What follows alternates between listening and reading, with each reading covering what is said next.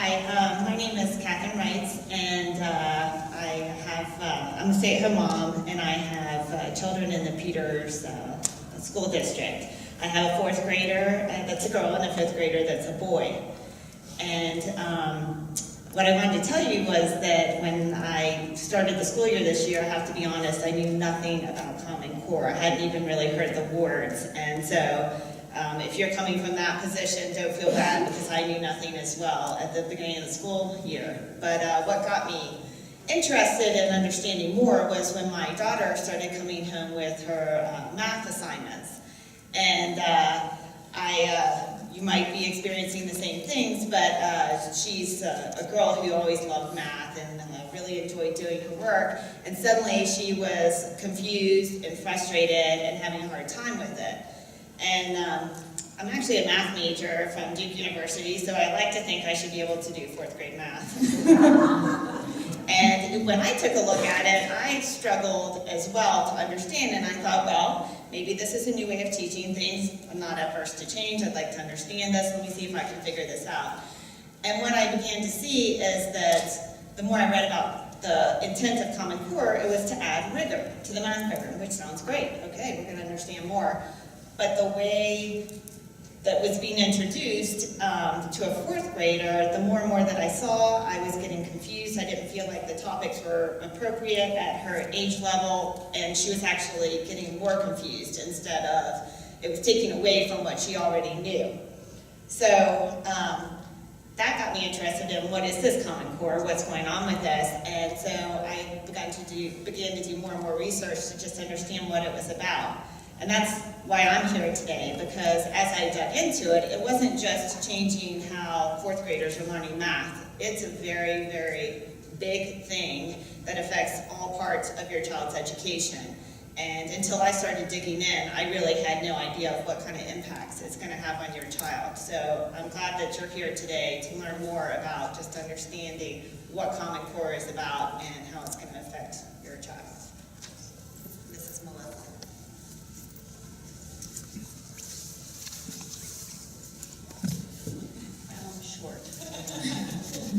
Welcome, everyone. First, I want to say thank you to Father Chris for allowing us to have this here. And I'd like to thank Eric for helping us with the sound, and Courtney as well for helping us. But I feel I would be remiss if I didn't also thank all of those people that really have been leading the way for us, like Dr. Luksik and several other parent groups in this state, in this nation. When I really started looking at some of these issues, I'm realizing that there are a lot of people who are putting hours of their time into really peeling away the layers of this, I'm going to call it an onion because that's the way I feel. But so I feel like we're standing on their shoulders tonight, just trying to bring some local awareness to the issues. Whether you refute, whether you support, or whether you're just not sure about Common Core, we all are here to learn more. So I applaud you for being here. And I do think that it's incumbent upon all of us, regardless of where you stand, to learn the bigger issues here, and that it does go beyond just fuzzy math and lengthy homework. So thank you all for coming.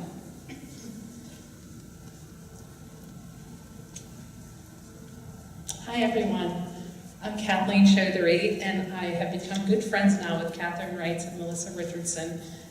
It's been a pleasure to work with you. My journey with Common Core really started this fall. I have 4 kids in Peters Township School District, and 2 are out there. They're helping registration. They're seniors at the high school. And then I have a son in 8th grade and a daughter in 4th grade. And they all came out from school at the beginning of the year talking about Common Core something. My daughter's talked about something called close reading, where you have to read something over and over and over and over again to understand it. And they said, Mom, it's the biggest waste of my time. My 8th grader came home and complained that one of his teachers had a huge textbook that was new that she had to learn, and she just wasn't happy about that. I don't want to incriminate anyone, so I'm trying to be vague. And then my 4th grader, our daughters are in the same class, and they literally gave us a answer key because we couldn't figure out the answers ourselves. And I do have, my husband is an engineer, my 2 daughters are pre-engineering, and there's about 20% of the math questions that they just cannot understand. And I feel like if they can't understand, how can a 4th grader understand it? So that really started the journey. I did, so in the fall I said I have to do something, so I started to attend regularly area council meetings. Our PTA is wonderful, and they have monthly area council meetings. And so they asked the administration to come and explain Common Core to us. So we were able to get a little bit of information. But the thing I just kept on, I still don't understand, is Peters Township. I can only speak for this township. All of our schools, all but one school is in the 90th percentile of performance. There's this performance profile for the state. We have so many kids going, I think 89% are going to college. We have so many great statistics. And yet we're changing so much of what we're doing, and I just can't understand why. So that's a big reason why I spoke up at the meetings, and we had this meeting tonight just so that we can understand the big picture. So that's why I'm here. So thank you for coming. Thank you. I appreciate that, and thanks for all the work that you did for this program this evening. I gotta do this. I feel like I'm sweating. Okay, I have to read things over and over again all the time. That's because I'm getting old. That's my problem.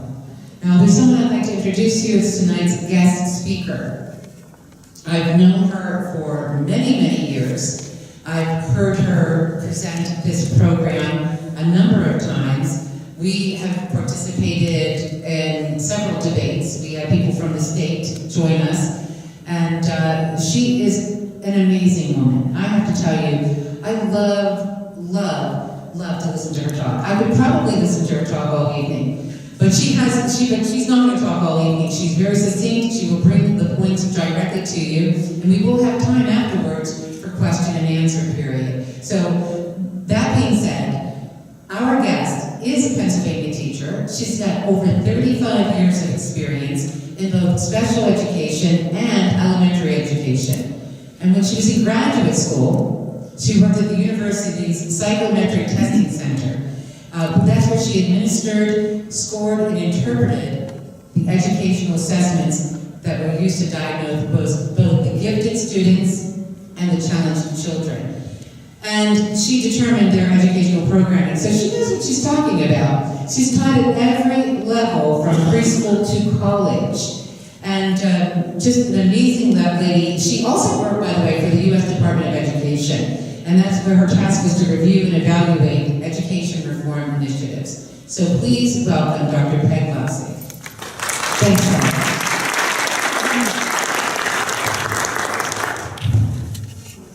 I'm going to just do this, because I have to walk around.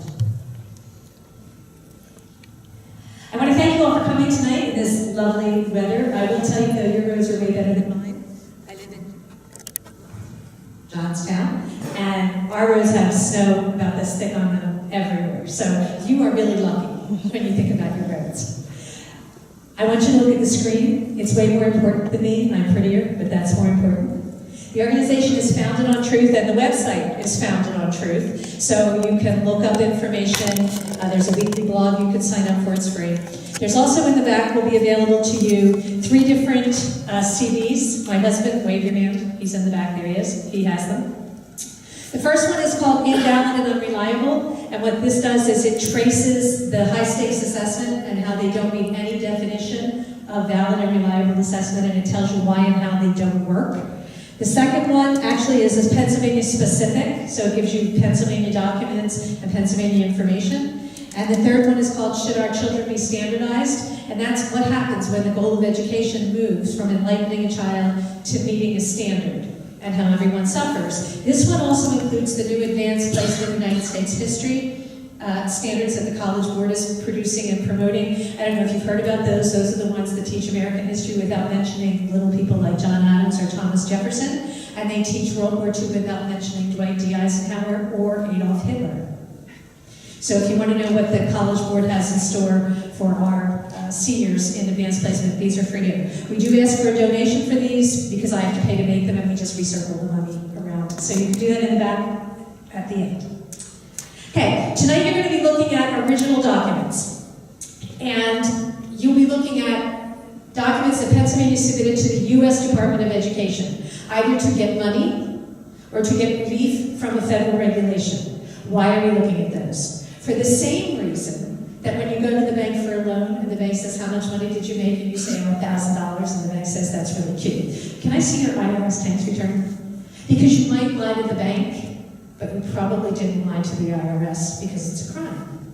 Well, similarly, if the Pennsylvania Department of Education tells you that they're doing X, but they tell Washington that they're doing Y, in a document that they use to get money or relief from regulations, they're doing Y, because that's the truth. Otherwise, they would be in trouble. But they don't get in trouble if they don't tell you the truth. Nothing you see is anything that I wrote, and it's original source material so that you can check it out for yourself and see that I'm quoting it accurately. Now, this is a long story. We're not going to be here all night, so we're going to start in 1989. In 1989, there was an education summit. George Bush, the senior, was president. It was held with the president and the National Governors Association. At the time, their chairman was a man named William Clinton. The purpose of the summit was to change education in America. And reports at the time actually said they broke the tradition of local control to establish national education goals. That was followed up by legislation. Bush the elder called it America 2000. Mr. Clinton, when he was elected, called it Goals 2000. And that was the legislation that first said the states had to set standards for the children. So when we talk about standards, and oftentimes you hear, well, what would we do without them? I've been a teacher since the 1970s. And there wasn't any such thing as state-mandated standards. And American education did very well. So this is a relatively new phenomenon when you look at the 200 years of our history. There was a huge outcry to Goals 2000. People didn't like it. The program was called Outcome-Based Education, and a number of folks like me opposed it from coast to coast. And so Goals 2000 had no teeth. That was changed in 2001 with the passage of No Child Left Behind. There is no role for the federal government in education in the Constitution. If you open the Constitution up and read it from one end to the other, you won't see the word education because the feds weren't supposed to be involved in it. So how did they do it? They made money available to the states. The first big boatload of money was first passed in the 1960s when Lyndon Johnson was president. It was called the Elementary and Secondary Education Act, and it made millions and billions of dollars available to the states as part of President Johnson's war on poverty. When the federal government gives money, it's called an appropriation bill, and they give this much money for this many years. When that clock runs out, either the money ends at the program, or the federal government reauthorizes the program and says, you know, we really like this program, we're going to continue to fund it. The Elementary and Secondary Education Act has been reauthorized multiple times since 1965. The 2001 reauthorization is called No Child Left Behind.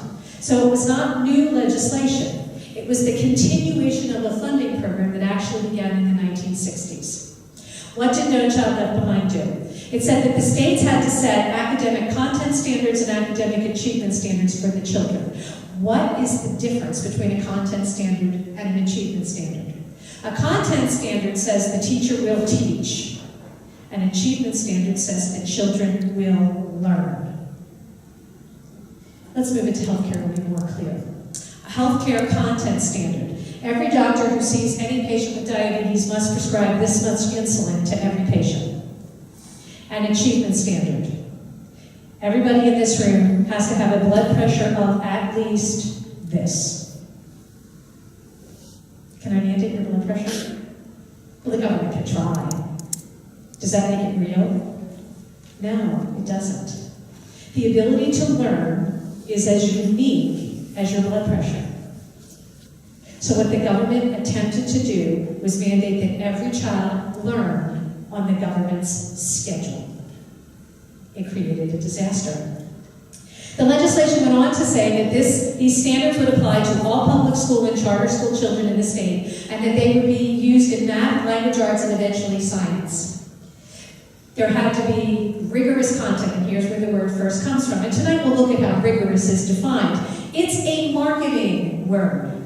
Anytime the proponents of Common Core talk about the standards, they say the rigorous college and career-ready standards. They never use a synonym, and they never leave it off.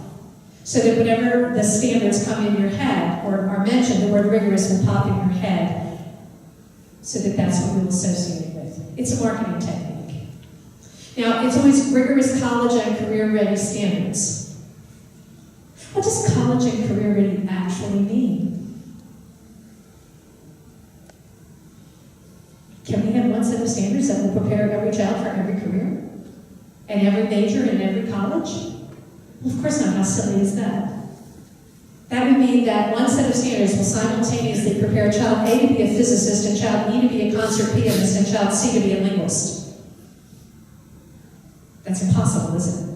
Unless, of course, we're actually going to make sure that every child who walks through every one of our schools can do high-level physics, play a piano at a concert level, and speak several languages fluently, which doesn't happen. Now multiply that times every career and every major in every college. College and career ready is a slogan. It's marketing. Just like when you watch the commercial that says, "We are farmers," everybody's mind is now thinking, bum, ba-dum, bum, bum, bum, bum. Why? Because it makes the words "we are farmers" stick in your head, so you remember the name of the insurance company. But bum, ba-dum, bum, bum, bum, bum doesn't mean anything. It just sounds good. It's a catchy phrase. College and career ready has as much meaning as the syllables bum, ba-dum, bum, bum, bum, bum. There really is no one set of standards that will make our children college and career ready, because you can't define that just one way. But they attempt to, and we'll look at that tonight. The states had to say that there were 3 levels of achievement, advanced being what you think, proficient, which would mean passing. Normal people think that's about an 80%. And then basic, which would be a C- or a D. And every year, every state had to show that they were getting more of the children close to the proficient level. Particularly the kids who would be at the bottom of the achievement gap. And they actually had goals that this year, this many kids have to be proficient, and next year, that many children have to be proficient, and the following year, it's a bigger number.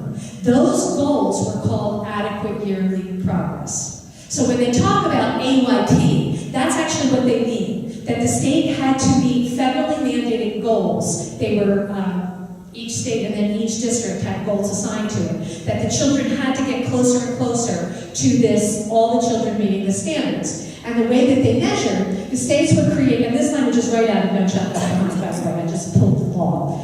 The states had to create state assessments, and the state assessments would be the instruments that would be used to determine if the children were proficient. And the legislation said that by the close of the 2013-2014 school year, every state had to prove that 100% of the children in that state were proficient in reading and math and science.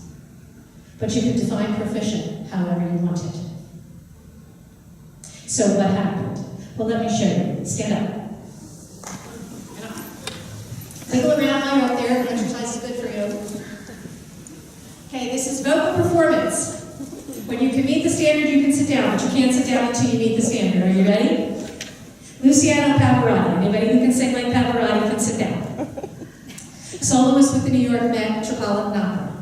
Chorus member with the New York Met. Soloist with the Regional Symphony. Chorus member with the Regional Symphony. This is a very musical group. Soloist with a church choir. Sings in the church choir. Sings in the shower and enjoys it. Can't carry a tune in a bucket. Can't find the bucket. Now, the states were mandated, which meant the schools were mandated, that the kids had to pass the test. They had to be proficient, but you could set proficient wherever you wanted. Well, where would we set proficient in vocal performance? Well, where did you all sit down? And sings in the shower and enjoys it. I am a teacher in the classroom. I get no reward whatsoever for one child taking one step beyond sings in the shower and enjoys it. Nobody has to go past proficient. They just all have to be proficient. So where am I going to spend all my time? With Mr. and Mrs. Can't Find the Bucket out there, getting them up to sings in the shower and enjoys it. But what about the child for whom the standard should have been Pavarotti? That child walked into the classroom, able to sing in the shower and enjoy it. So they already met the standard. So they're ignored. the children at the top get left behind. But they show up on the test as a success. But education for them wasn't a success. It was a failure. And in fact, that's what the studies say. That when education moved to meeting a standard, the children at the top were neglected. And teacher after teacher said, yeah, that's what I did, and I feel really bad about it. But I want to keep my job. And I gain nothing from moving that child to Pavarotti. As long as they can sing in the shower and enjoy it, I'm good to go. And the district gets punished if everybody can't sing in the shower and enjoys it, but they get nothing with Pavarotti. So the whole focus is on minimum. Now, did anybody know that? Yeah. When President Reagan was in office, he actually appointed a commission to study education in America, and they came up with a report called A Nation at Risk. And in A Nation at Risk, published in 1983, they said that this whole minimum competency movement is a mistake, because they said the minimum will become the maximum, and education for everyone will go down. So this was predicted. Everybody knew it was coming, and yet that's exactly what this did. So, did that happen in Pennsylvania? This is right out of Pennsylvania State website. This is the PSSA results for 2013. And in grade 4, 85% of the children in Pennsylvania tested proficient in math. Now, we give a national assessment here. It's part of the U.S. Department of Education. It's mandated by Congress. So the national assessment in 2011, same year that we just looked at, gave a math test to Pennsylvania's 4th graders. So, same children, same grade, same year, test on what should be the same material. But the national assessment said only 48% of them passed. So when they took the Pennsylvania State Assessment, 85% of them passed, and when those same children took a math test from the national assessment, only 48% of them passed. That's a big difference, isn't it? But see, the national assessment, they don't care what your results are. They're not punished if the children go up and down. But Pennsylvania loses money if the children don't pass the state assessment. So what did they do? They lowered the bar to sings in the shower and enjoys it. Except, this is math. And if you look at the national assessment up on the chart, there's a line in the middle. On the right are the number of children, the percentage of children that have been proficient or advanced. And you see, really hasn't changed. So goals 2000, and then No Child Left Behind, which was supposed to raise achievement. Achievement hasn't moved. It's the same.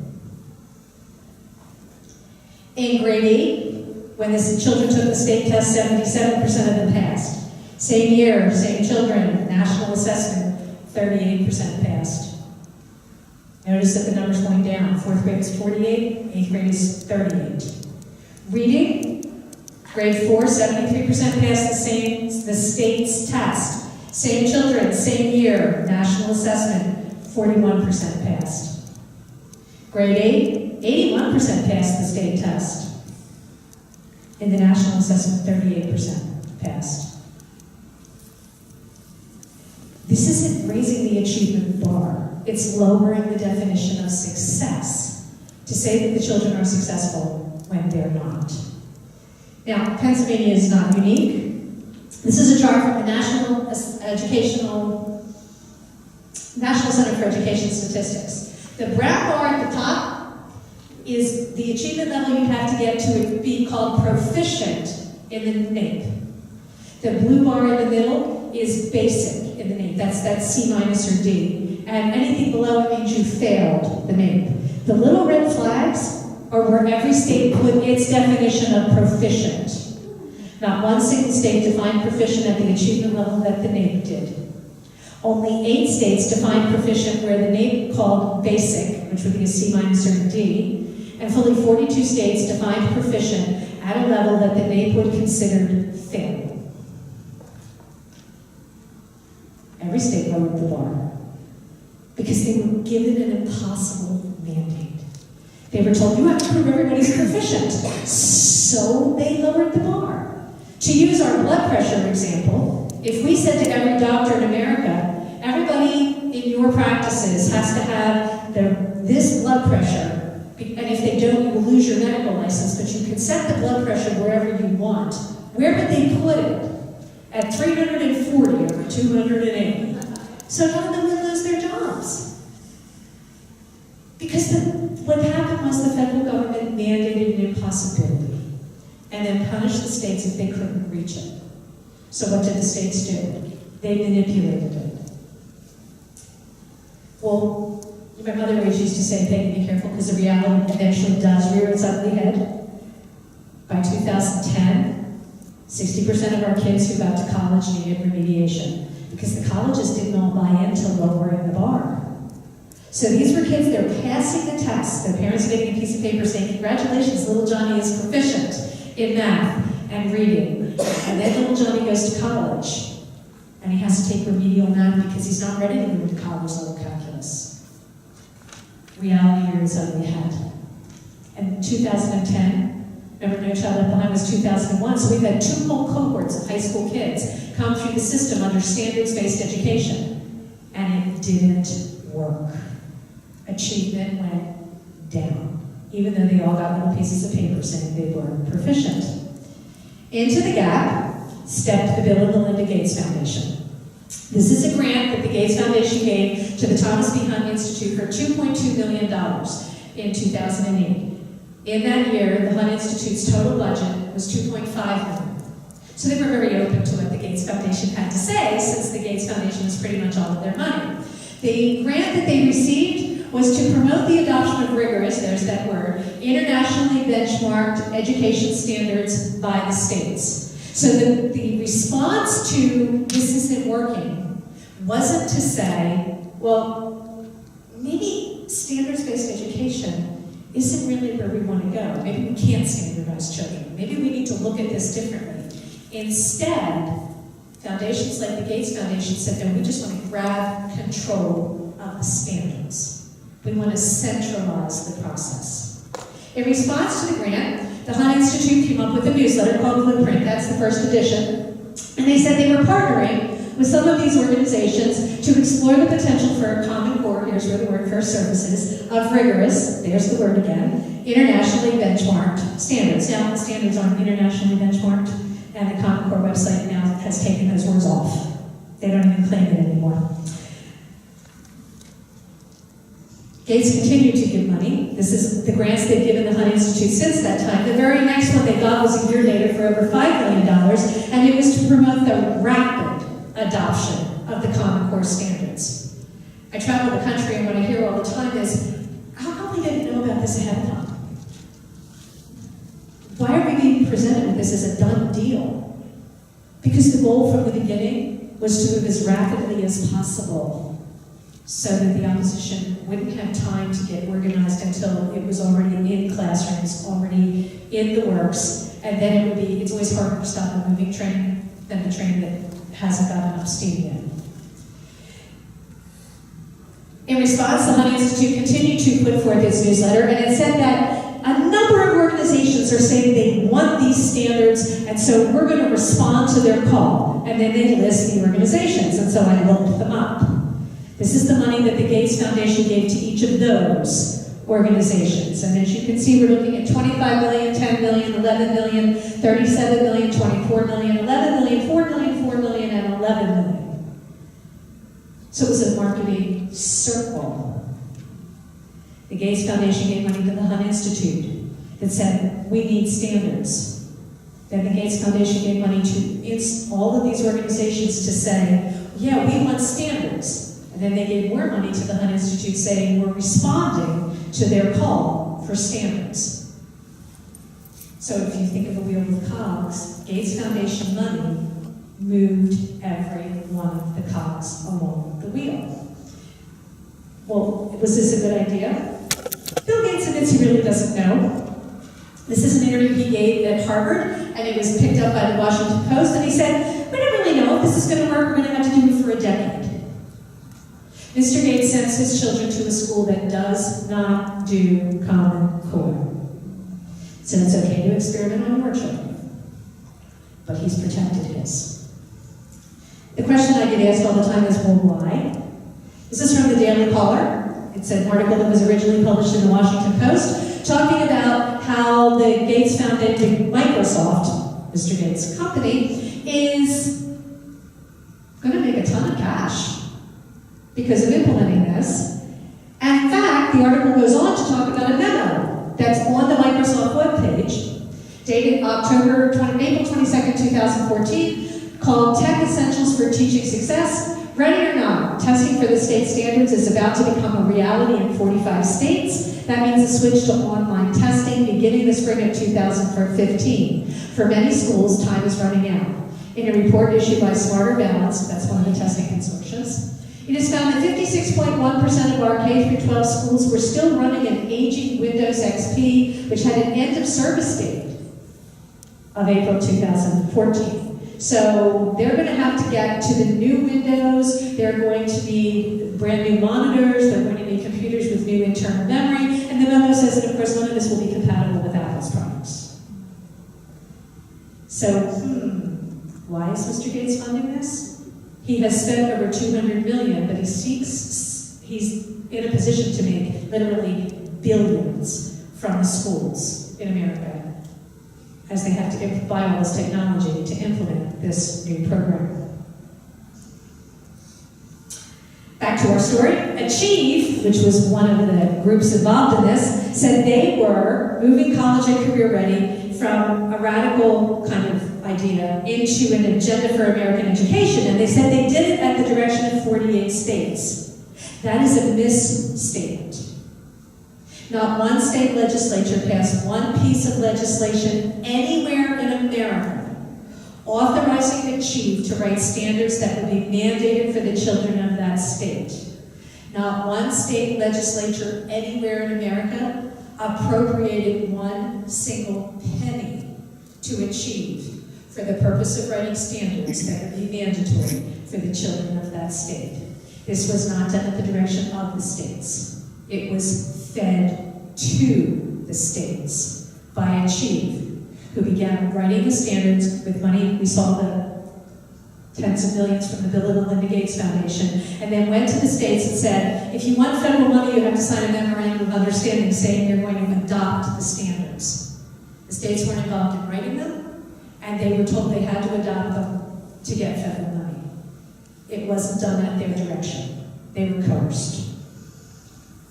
While the standards were being written, people started saying, who's writing these standards? This is the press release from the National Governors Association Center for Best Practices. They're one of the owners of the standards. It was July of 2009, and they said, well, the standards are being written by a group of 29 people who are content experts and testing experts. They come from Achieve itself, they come from the ACT and the College Board. No classroom teachers were among the 29 people. No freshman level college professors. You know, if you wanted to know what it would be like to succeed as a freshman in college, don't you think you'd ask somebody who teaches freshman level college? They did not. There weren't any college freshman professors on the 29-member work group either. We do know from the press release that the work groups deliberations would be confidential. That means secret.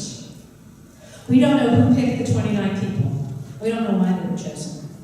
We don't know what each of them did in writing the standards. We have no minutes from any meetings. We don't know what standards they considered. We don't know why they picked the ones they picked. The entire process was and remains shrouded in secrecy. No information has been given. Yet these standards are directing the education of every child in a public school in America today. The press release went on to say that there were feedback groups, and when you debate this, as I do, you get handed these lists. No, there are teachers, look at all these people. Those people sat in the feedback groups. The feedback groups included folks from all over the country. They could make suggestions, they could ask questions, but as the press release said, all of the decisions of the work group was final.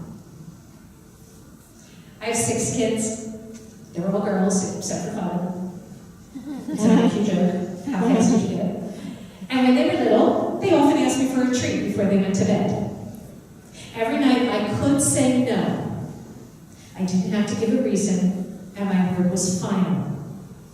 The feedback group, they were the children. The work group, They were the parents. They didn't have to give a reason for any decision that they made, and their word was final.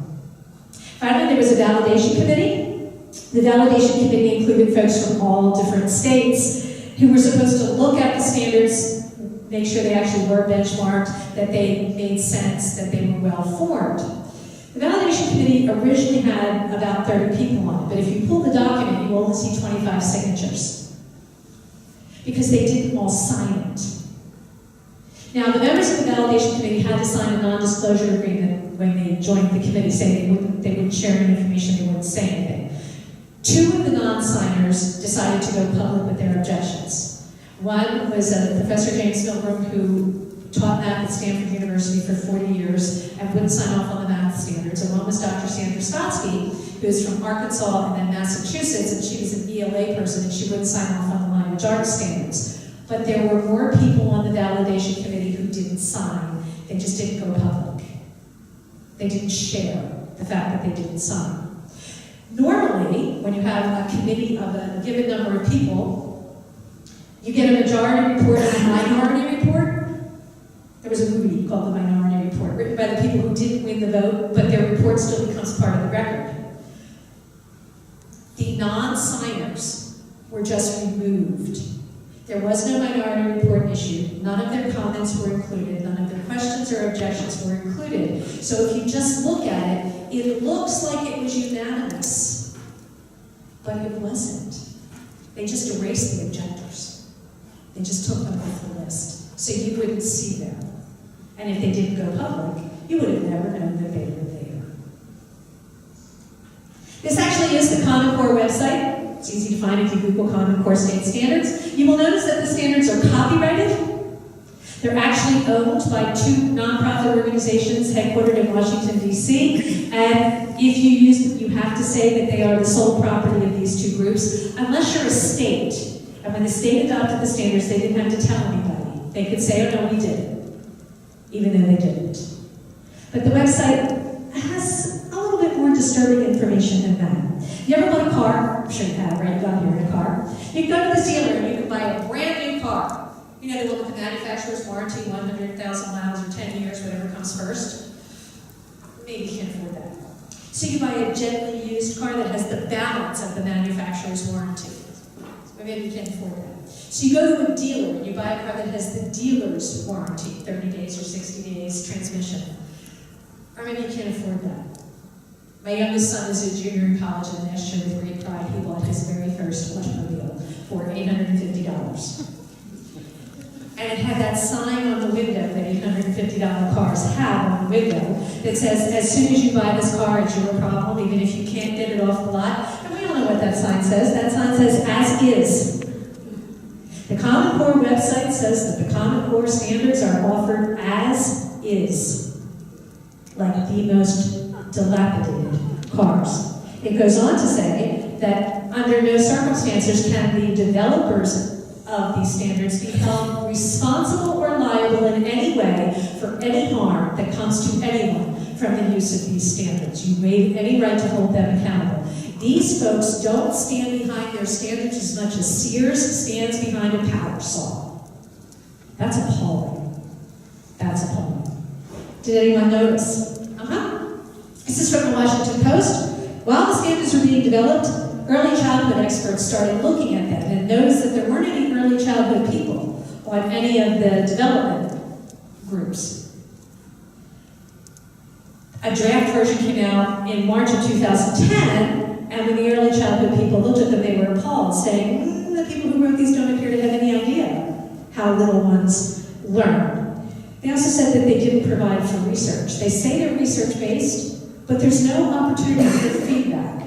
When something is research-based, it looks like this. I develop it, and then I give you a copy, and you a copy, and you a copy, and I say, so could you use these for a while? And then could you, I'm going to get back to it in a month, did you like them? What did you like? What did you hate? And then I revise them. And then I go through the process again, maybe with the same person or maybe with different people. It's called a beta loop. If you've ever done video games, one of my sons is a big video game person, and you get a beta game, it's the research one. They test it out to see if all the pieces work. But the standards never had that. There was no loop in them. They just plopped them into the schools as is. There's no opportunity for feedback. And since they're copyrighted, nobody can change them. That definitionally means they're not research-based because the people who developed them didn't do any research. So how could they be research-based? The folks writing them said they got 10,000 comments. They published 24 out of 10,000. All 24 of them were, I know you'll be stunned to know, positive. Well, maybe they didn't get any negative comments. Actually, they did. There was a statement signed by more than 500 early childhood professionals, including teachers and pediatricians and researchers and child development specialists and child psychologists. And the statement said that the undersigned 500 plus people have grave concerns about the core standards for young children. The standards conflict with compelling new research in cognitive science, in neuroscience, in child development, and in early childhood education about how young children learn, about what they need to learn, and how best to teach them in kindergarten and the early grades. Among the signers were the 3 past presidents of the National Association for the Education of Young Children, which is considered the foremost authority in early childhood education in America today. And then the copies of it were hand-delivered to the folks writing the standards, and they were ignored. When the standards were finally published, Dr. Carl Horowitz, who's from Yale, said these standards are going to cause the best and the most experienced teachers of young children to quit, because the standards will cause harm to children, and these teachers won't participate in that. She's not the only one.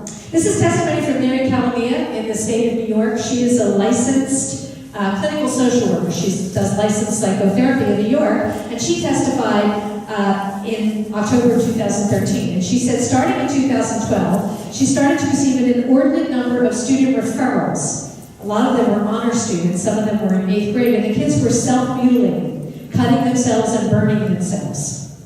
My phone never stopped ringing, she testified. She said, I also started to receive more calls from elementary school students who were refusing to go to school. They said they felt stupid and that school was too hard. They were throwing tantrums and begging to stay home and upset to the point of vomiting. Everyone was talking about blood tests. As the school year progressed and the tests loomed, my patients began to report increased self-mutilating behaviors, insomnia, panic attacks, loss of appetite, depressed mood, and in one case, suicidal thoughts.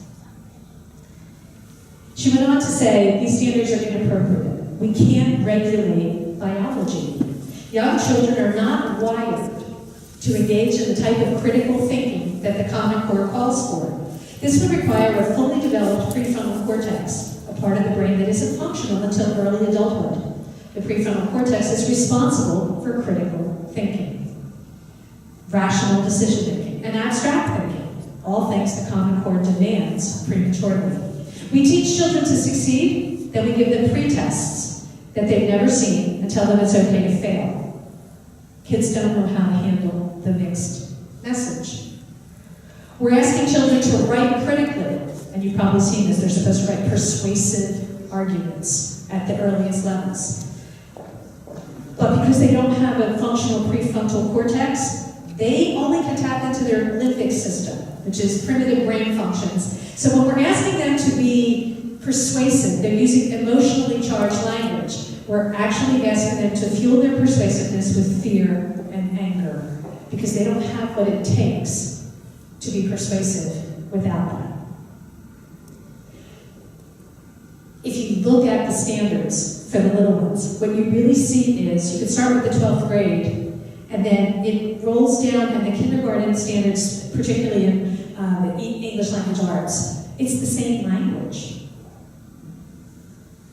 And they're supposed to identify the difference between know and believe and opinion. Have you ever asked a little one how to define the difference between know and believe? This is what they said, real story. Well, you know, when you know it, you know it. And when you believe in it, you believe it. And that's as close as the little one could come to a definition. Because she doesn't do it after train of thought. So we're asking them to do things that they are structurally incapable of doing. But the other thing that they're structurally incapable of doing is evaluating the program.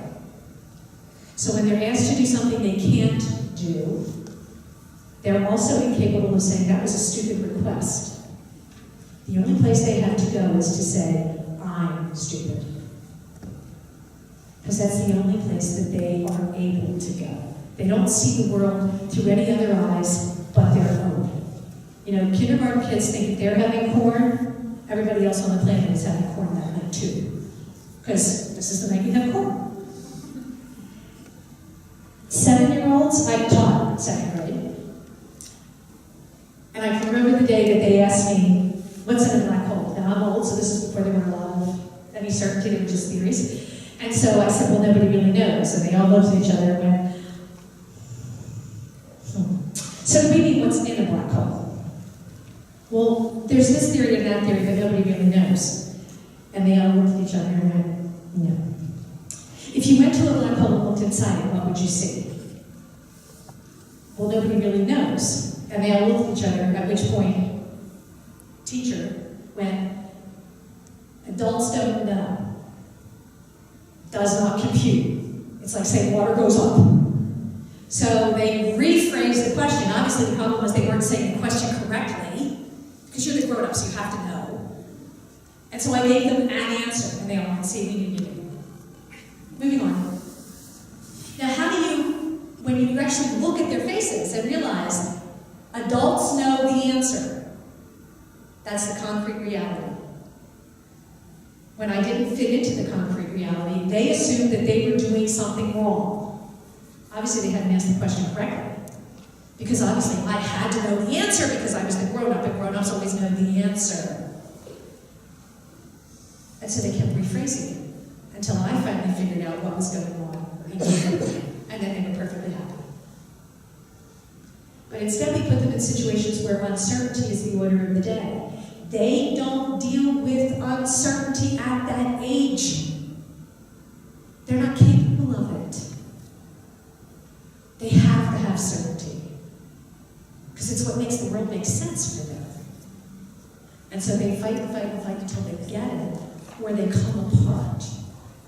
That's why they're having tantrums. That's why they're having so many problems. Because we're asking them to do something they're not capable of doing.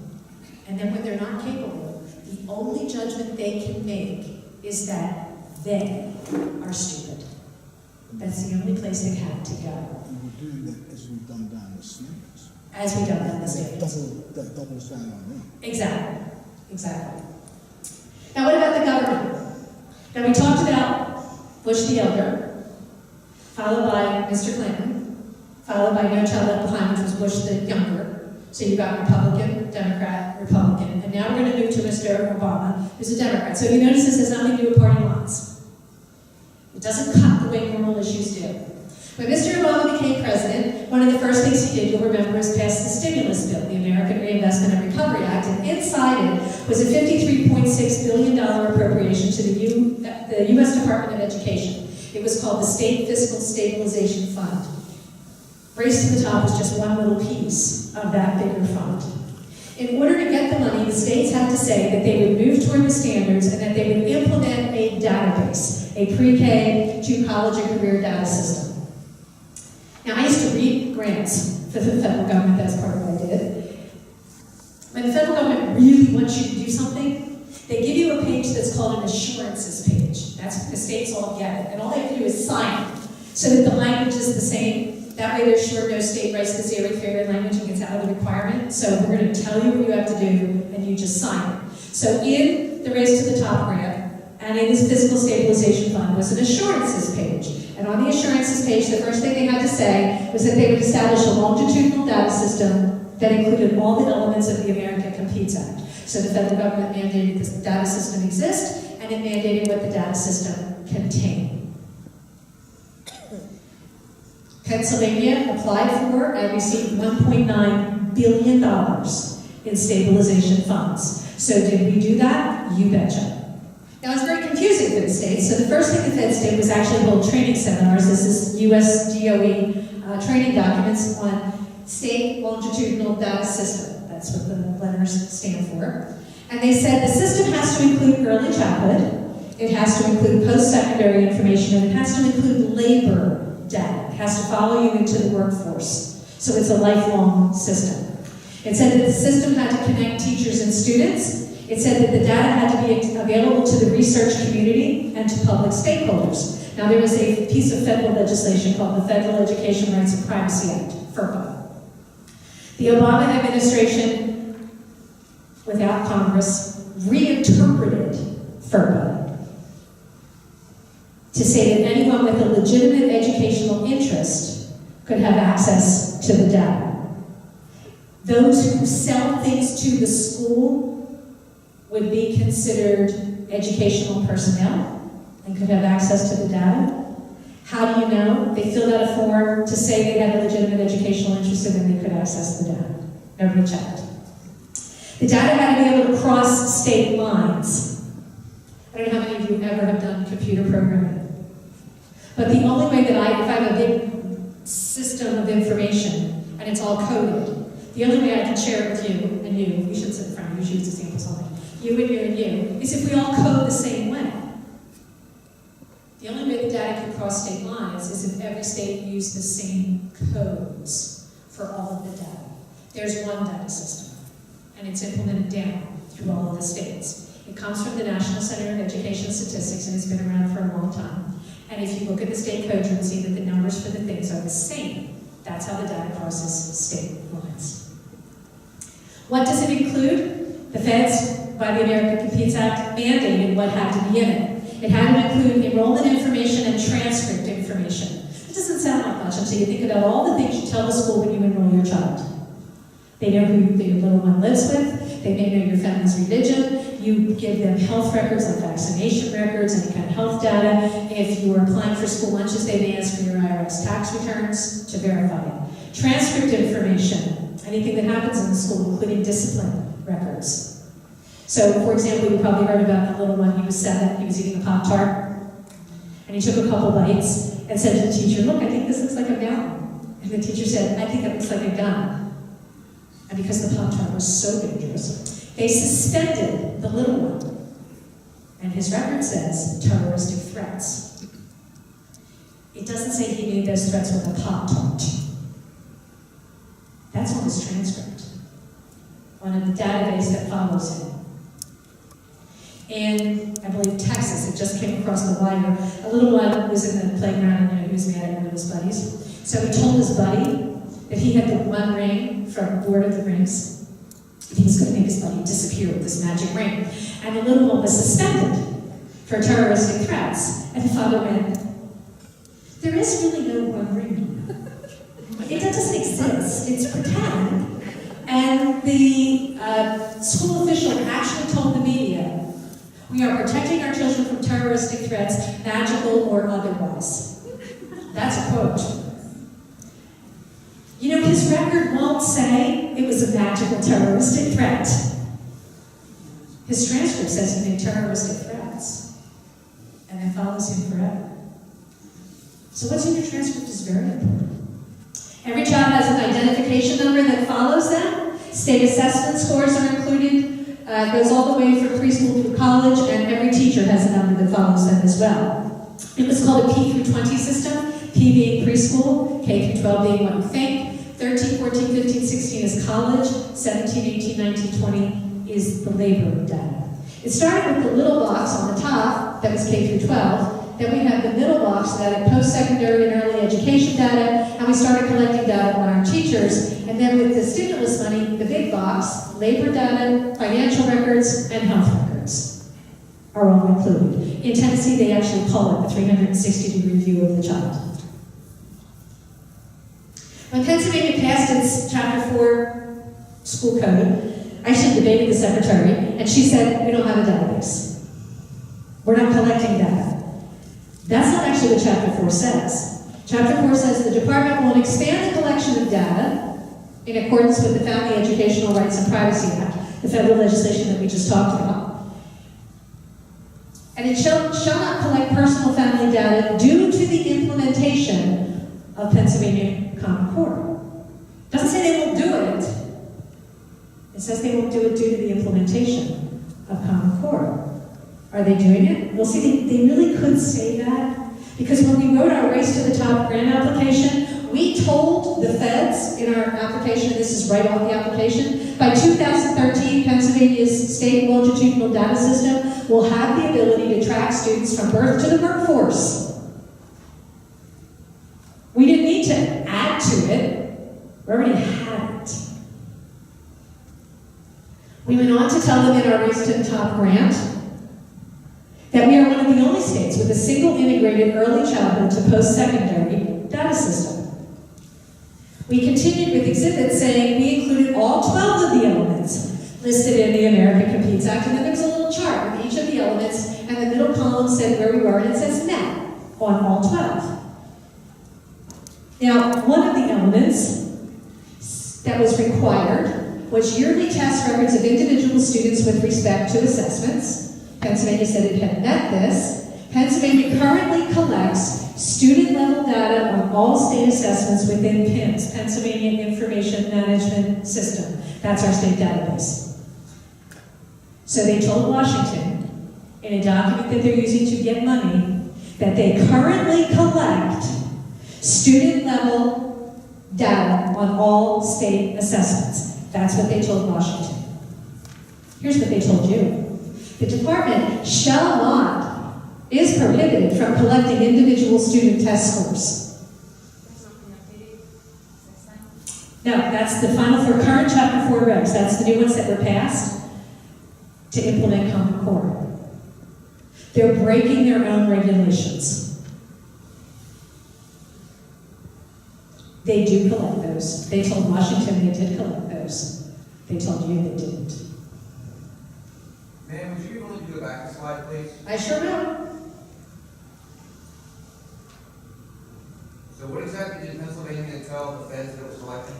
Say it again. So what exactly did Pennsylvania tell the federal government that it was collecting on that document? Individual, you can come up here and look at it if you, I know it's hard to see from the back. It says Pennsylvania currently collects student-level data on all state assessments within the Pennsylvania Information Management System because it was a required element in the America Competes Act. What specifically is student-level data? I'm sorry? What specifically is student-level data? It means whatever your kid got in each of the Pennsylvania State System of Assessments, on all of the assessments, each of those scores is in the state data system with your child's name attached. But they told you, and this is actually our school code, that the department can't have those numbers. The department does have those numbers. They do have that information. So they did tell the truth. Both of those statements can't be, you can ask me at the end, both of those statements can't be true. Either they do or they don't. They do. Because they told Washington that they did in a document that they used to get money. $1.9 billion, to be exact. Additionally, we got a grant for an additional $14.3 million to connect our data to the workforce and to collect data on early childhood educators. This is the grant from the National Center for Education Statistics. You see major outcomes, that kind of small, so I made it bigger. Connect to workforce data, expand post-secondary database, expand existing student and teacher data in the Pennsylvania Information Management System, link kindergarten assessment outcomes and demographic data, that's all your background, in the PIMS, link Pennsylvania Head Start programs, implement e-transcripts and electronic student record exchange, conduct feasibility and connectivity studies across all agencies and states, not just education. It's like we're connecting all of the data. Establish data policies and enhance access to and use of data. And that's our data system. It's called the Pennsylvania Information Management System. There are 3 volumes. I just gave you the cover and volume one. You can Google it, and if you go to the Department of Education website and Google it, you'll find them. And then you can go through and read all the stuff they collect. It's not just the Department of Education. This is from the United States Department of Labor. This is called the Workforce Data Quality Initiative, and it says it supports the development of or enhancement to longitudinal databases that will integrate workforce data and create linkages to education data. States will incorporate workforce information into longitudinal data systems. The long-term goal is for states to use their longitudinal data systems to follow individuals through school and into and through their work life. So it's a longitudinal system.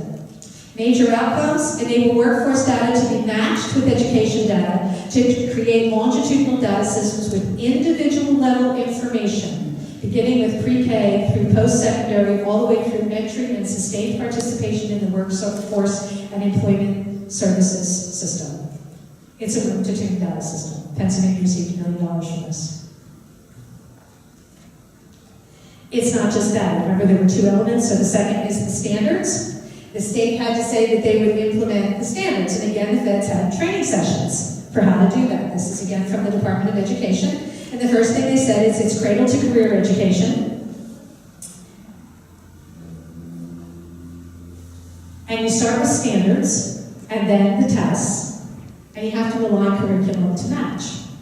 Now what you hear a lot is these are just standards. This isn't curriculum.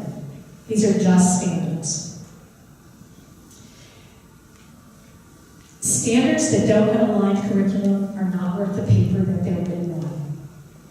To say that curriculum and standards are not attached is poppycock. If I control the standard and I control the test, I control what you teach. Particularly if teacher evaluation is matched to the results of that test. I was in New Jersey and the teacher said, yeah, I'll do exactly what they tell me because I want to keep my job. Because if my kids don't pass the test, I can't get a satisfactory evaluation.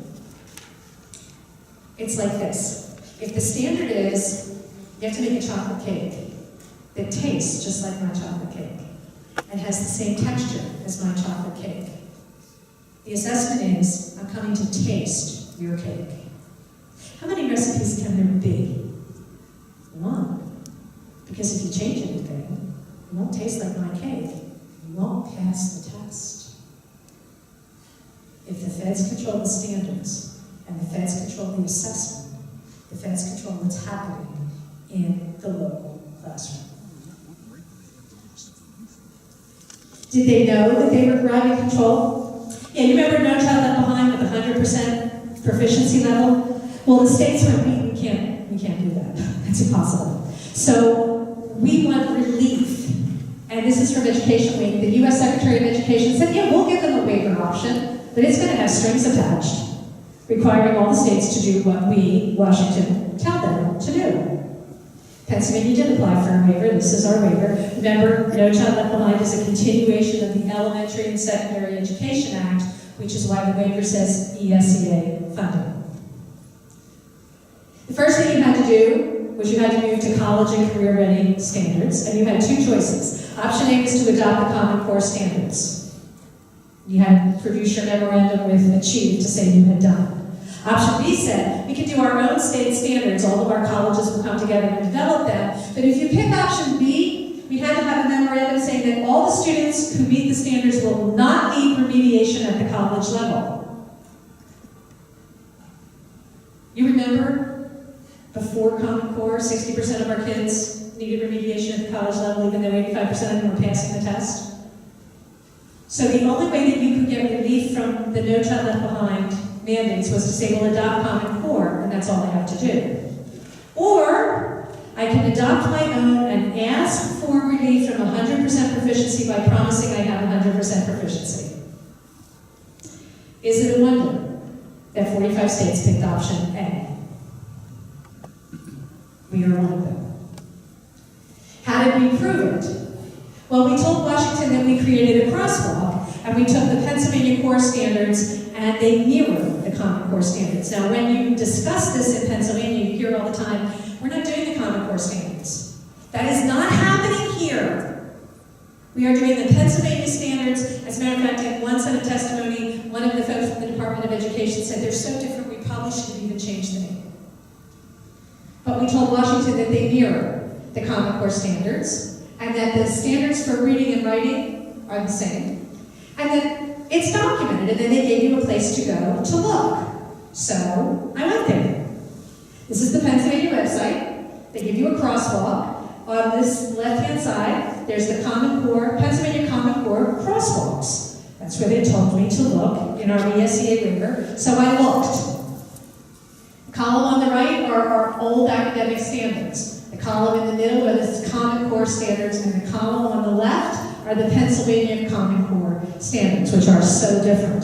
So we'll compare those two columns, and I just made it bigger.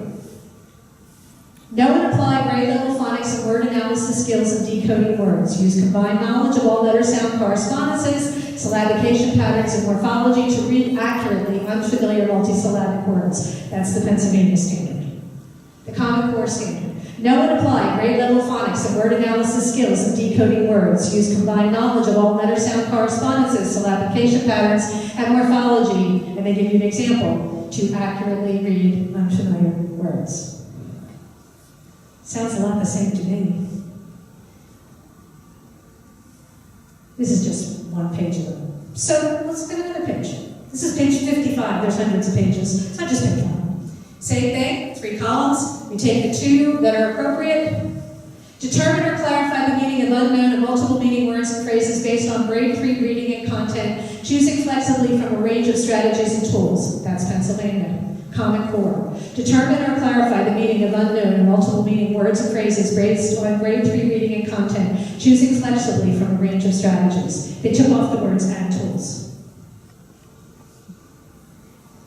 In fact, I read them all. They're word for word the same in English. In math, they don't look exactly the same, but every Common Core standard has a Pennsylvania counterpart. Now, a math expert from California actually analyzed both sets and said, well, Pennsylvania took the mediocre national Common Core standards and dumbed them down. The English language arts is identical. Pennsylvania uses a company called Data Recognition Corporation to do its testing. And Data Recognition Corporation says that their contract with Pennsylvania is to develop Common Core state standards aligned items for the Pennsylvania Keystone exams. If we're not teaching the Common Core state standards, how are we developing Keystone exams based on the Common Core state standards and expecting our children to pass them?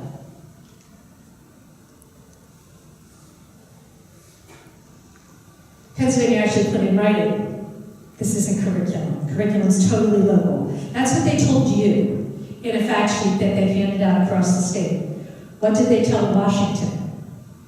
When you apply for a grant for the federal government, you submit a written application. If you're one of the finalists, you get invited to come to Washington, and you meet with a panel, and you get to defend your grant proposal. Pennsylvania was a finalist, and so we got to go and defend our proposal. And the woman from Pennsylvania said, well, our district is available. The student standards aligned system portal, which is our state database, is available to everyone. And the guy from Washington said, now, available. Do you mean available? Or do you mean required? Like, you know how you say to your child, would you please take out the trash, but they really can't say no, you're just being polite. And the Pennsylvania person said, for non-participating school districts, that means districts who didn't specifically directly get Race to the Top money, the Standards Aligned System portal, which is our standards and our model curriculum, that's available to school districts. But everybody has to teach to our standards. That's required. And everybody has to implement our high school ended course exams. That's required. So in order for them to successfully get to their high school exams, which will be aligned to the Common Core, they're going to need to access all that stuff. Our experience is that when we've made mandatory things available, pretty much everybody's using them. The last time I looked, mandatory and voluntary weren't synonyms. So they told Washington, it's mandatory. This is Common Core. In the written grant, they said, this is from our Race to the Top, they said, for every school district in the state must update its instructional program to reflect the new standards, and they must use the state-mandated new summative assessment. The summative assessment is like the final exam. Formative assessments would be your weekly spelling test, and then the summative is like the summation of everything that you've learned. We anticipate that given the limited resources most districts have for curricular improvements, the overwhelming majority will rely on the SAS portal to bring their instructional program in line with the new standards. That's what they told Washington. So what's in the SAS portal? There's all kind of stuff. But there's a lot of questions that I've been asked her, well, but they're not doing attitudes, values, opinions, and beliefs. The affect of doing it. These are purely academic.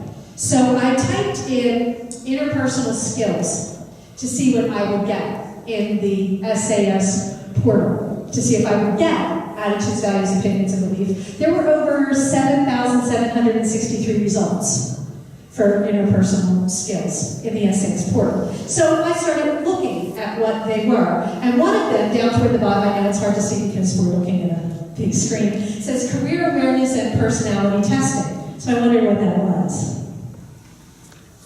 So I clicked on it. And what it says is that the children are told that they're supposed to take their school computer in their classroom, and on the school computer in their classroom, they're supposed to take online personality tests, the Myers-Briggs inventory.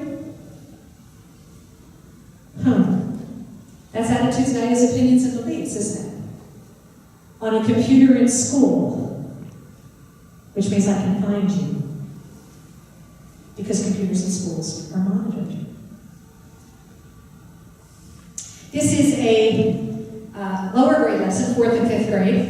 It was a lesson called Developing SCANS, Skills for School, Home, and Workplace. SCANS is Secretary's Commission on Achieving Necessary Skills. And what they were supposed to do, the purpose was to help them understand how positive work habits and attitudes learned at home and in school transfer to the workplace. So what did they have to do? They had to do lessons, and they gave them a list of resources that they were supposed to use to implement the lesson. So the resources where you could click on it, at the very bottom, resources developing SCAN skills, so I clicked on it to see what the resources were. And what I got was, the teacher is supposed to provide the students activities associated. The hook is the students discuss these attitudes, their own personal skills and attitudes. They are supposed to role play, they're supposed to be involved in dialogue, then they're supposed to develop their own personal improvement plan, and we role play to develop this opportunity. So the first thing the kids are given is an attitude list. Uses time wisely, they're a team player, they're a leader, and you can read down through. They read well, they think well, they work well with others. Then they're told that they're supposed to develop a personal improvement plan based on all of those attitudes, and you notice it says that it's graded.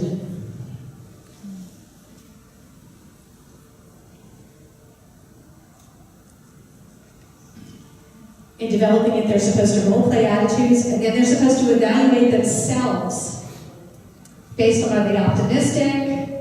Do they like things as they are? All of their personal characteristics. Where did the SCANS report come from? It's from the U.S. Department of Labor. Learning and living. This is workforce development. It's how to make your children good workers. And the driving force is the Department of Labor. As Pennsylvania began to implement, I actually attended several training sessions on Common Core. The first one talked about math, and you remember that rigor. And what the document said was that rigor means approaching math with a disposition to accept challenge and apply effort. Rigor is not difficult. Like AP Calculus is rigorous. That's not what they mean. In fact, our children need to pass Algebra 1 to graduate from high school. And that's all. That's the only mandated math assessment they have to pass, is Algebra 1. It's not just Pennsylvania. William McCallum, who was one of the 29 people in the work group, actually attended a national conference on math educators while the standards were being written. And the math educators there looked at a draft copy and they hated the standards. And he told them, don't worry, because the standards won't be too high, especially based on countries where math education excels. But he said, we're in a rush because the federal government is using race to the top money to force states to adopt the standards sight unseen. In fact, in Pennsylvania, our Race to the Top grant application phase 2 was dated in May of 2010, and the standards came out in June of 2010. So the State Board of Education in Pennsylvania promised to tie every school child in our state to standards that they had not yet seen.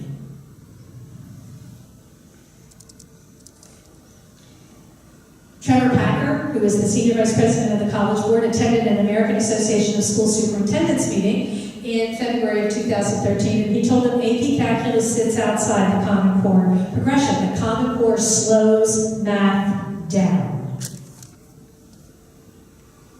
The National Center for Education and the Economy, which is a federal think tank, wrote a document in May of 2013 called "What Does It Mean to Be College and Work Ready?" And what they said was it means being ready to go to a community college. And that means middle school math and Algebra 1 by the end of your sophomore year in high school. Because the document says most community colleges start with Algebra 1, so you don't need Algebra 2 in high school to go to college and take Algebra 1. They acknowledged that the standards were very low. Well, is that a good idea? You know, the U.S. Department of Education actually does study education. They do studies all the time. In 1999, they published a study called Answers in the Toolbox, and what they were looking for was what is it in high school that leads to success in college?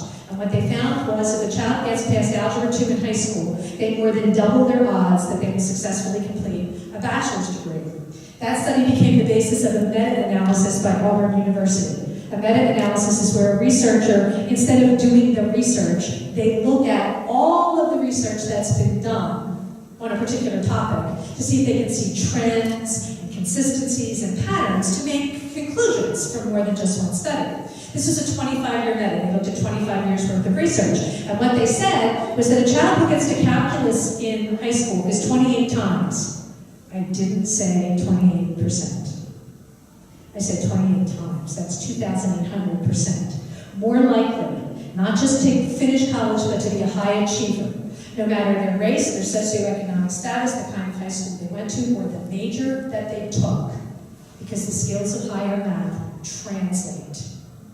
They teach you to problem solve, to think in a straight line, to take a big problem and attack it in little steps. And that translates.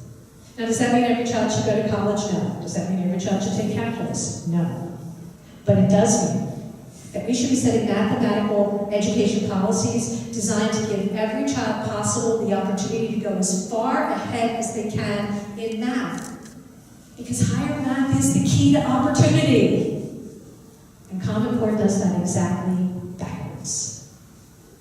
How is it that the U.S. Department of Education in 2014 doesn't know what it did know in 1999? This is reading. In reading what we were told, and I'm sorry, I took a picture of a slide and then made a slide of my picture of a slide. So we're told this is supposed to be, and you heard about close reading with depth of understanding. And the example was, well, in the old way, the child would read a story about this baker and then would have to determine which of these things he didn't have. But in this new way, the question is, the baker lacks understanding because, and then there's 4 sentences. Now, I was supposed to be quiet when I went to this. I was supposed to sit back and not say anything, but at that point, I could not keep my mouth shut. My husband says you can always tell an Irish girl, but you can't tell her much. And I lived right down to it that day. And I raised my hand and went, excuse me. How can it be deeper understanding? In the first example, the child has to read the story. They have to figure out what the baker did. Then they have to draw a conclusion about the actions of the baker. In the second example, they don't even have to read the story, because the answer's in the question. How can it be deeper understanding of the story if you don't have to read it at all?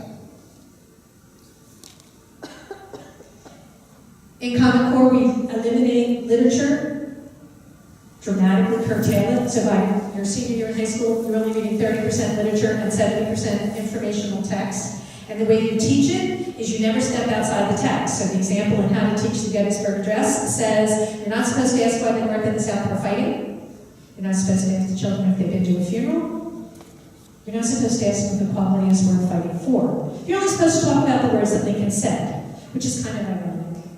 Because Lincoln said, the world will little know nor long remember what we said here, but it can never forget what they did here. But this turns that on its head. By the time they're in high school, this is a Common Core literature textbook, and I actually bought it. It's mine. So here it is. So you're looking at it and you're looking at it. And the first thing that they tell the children on the very first page when they're 17 is that all of the stories in this book are available online in audio format. And there's an audio synopsis, summary. It's like an auditory cliff notes. So the first thing we tell 17-year-old teenagers is you don't have to read any of the words in this book. And you don't even have to listen to them, because we'll give you a summary before we start. How is it close reading if you don't have to read it all? It isn't just what they don't learn. There's a point of view threaded through. This is from Chaucer in this same book. And the kids are told that they're supposed to develop an argumentative text on some aspect of morality and greed. And the model in the child's book is a rewrite. The child originally wrote, and this is the example, so there wasn't a real child, this is what the publisher said. Owning a gas-guzzling vehicle is irresponsible. And the rewrite that is recommended says, owning a large gas-guzzling vehicle may be convenient for a large family, but it is nevertheless irresponsible. That's a political point of view and a moral point of view that many would not agree with. But the children won't recognize that they're being fed a political or moral point of view because they just want to get the thing correct. So they're just going to swallow the fact that they've been given a point of view in an exercise. Pedagogically, the book's a disaster. This is right out of the table of contents. This is themes across the century, and what they're supposed to do is analyze how 19th century literature is presented in the 21st century. So what they do is they read the author's presentation of how she felt while she was reading Frankenstein, and then they read Mary Shelley's writings about how she felt while she was writing Frankenstein, and then they read a Saturday Night Live skit about Frankenstein. Did you notice what they didn't read? Frankenstein. They never actually read the book, or even an excerpt. So how do you interpret it if you don't read it? Instead, they read a Saturday Night Live sketch. So Reader's Digest condensed version, like 20 Shades of Grey. Yeah, it's ugly. In Pennsylvania, we said that our colleges were going to have to revise their programs to make the Keystone exams the entrance exams. Remember that when they got to college, 60% needed remediation?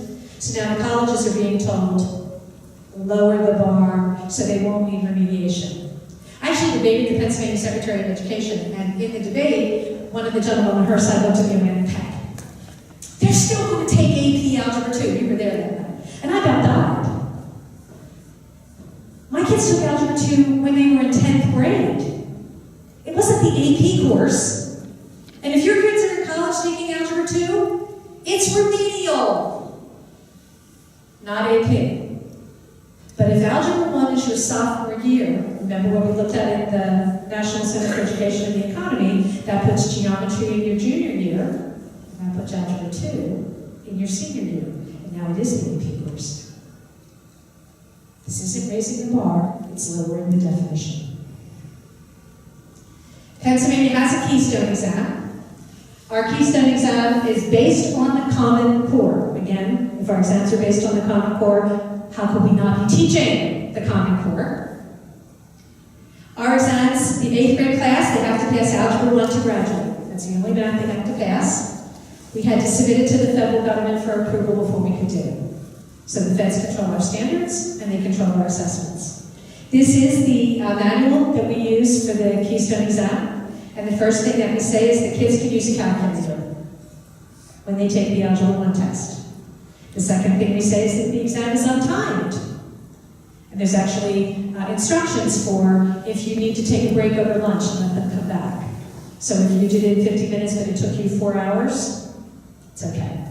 That makes it not a valid assessment. Because in a valid assessment, people do the same thing under the same time under the same conditions. So it isn't valid. Then we give them formulas. What do you need to solve the problems? And so there's a formula page, and this is it. We tell them how to find area. We tell them how to find volume. We tell them what the distributive property is and the commutative property is. So they really don't have to learn Algebra 1. Because we told them they can use a calculator, and then we told them how to solve the problems. There's a scoring rubric, because some of the problems you do the math and then you have to write about it. And in the scoring rubric, if you get 4 points, they have to demonstrate a thorough understanding of the concept. 3 points is a general understanding.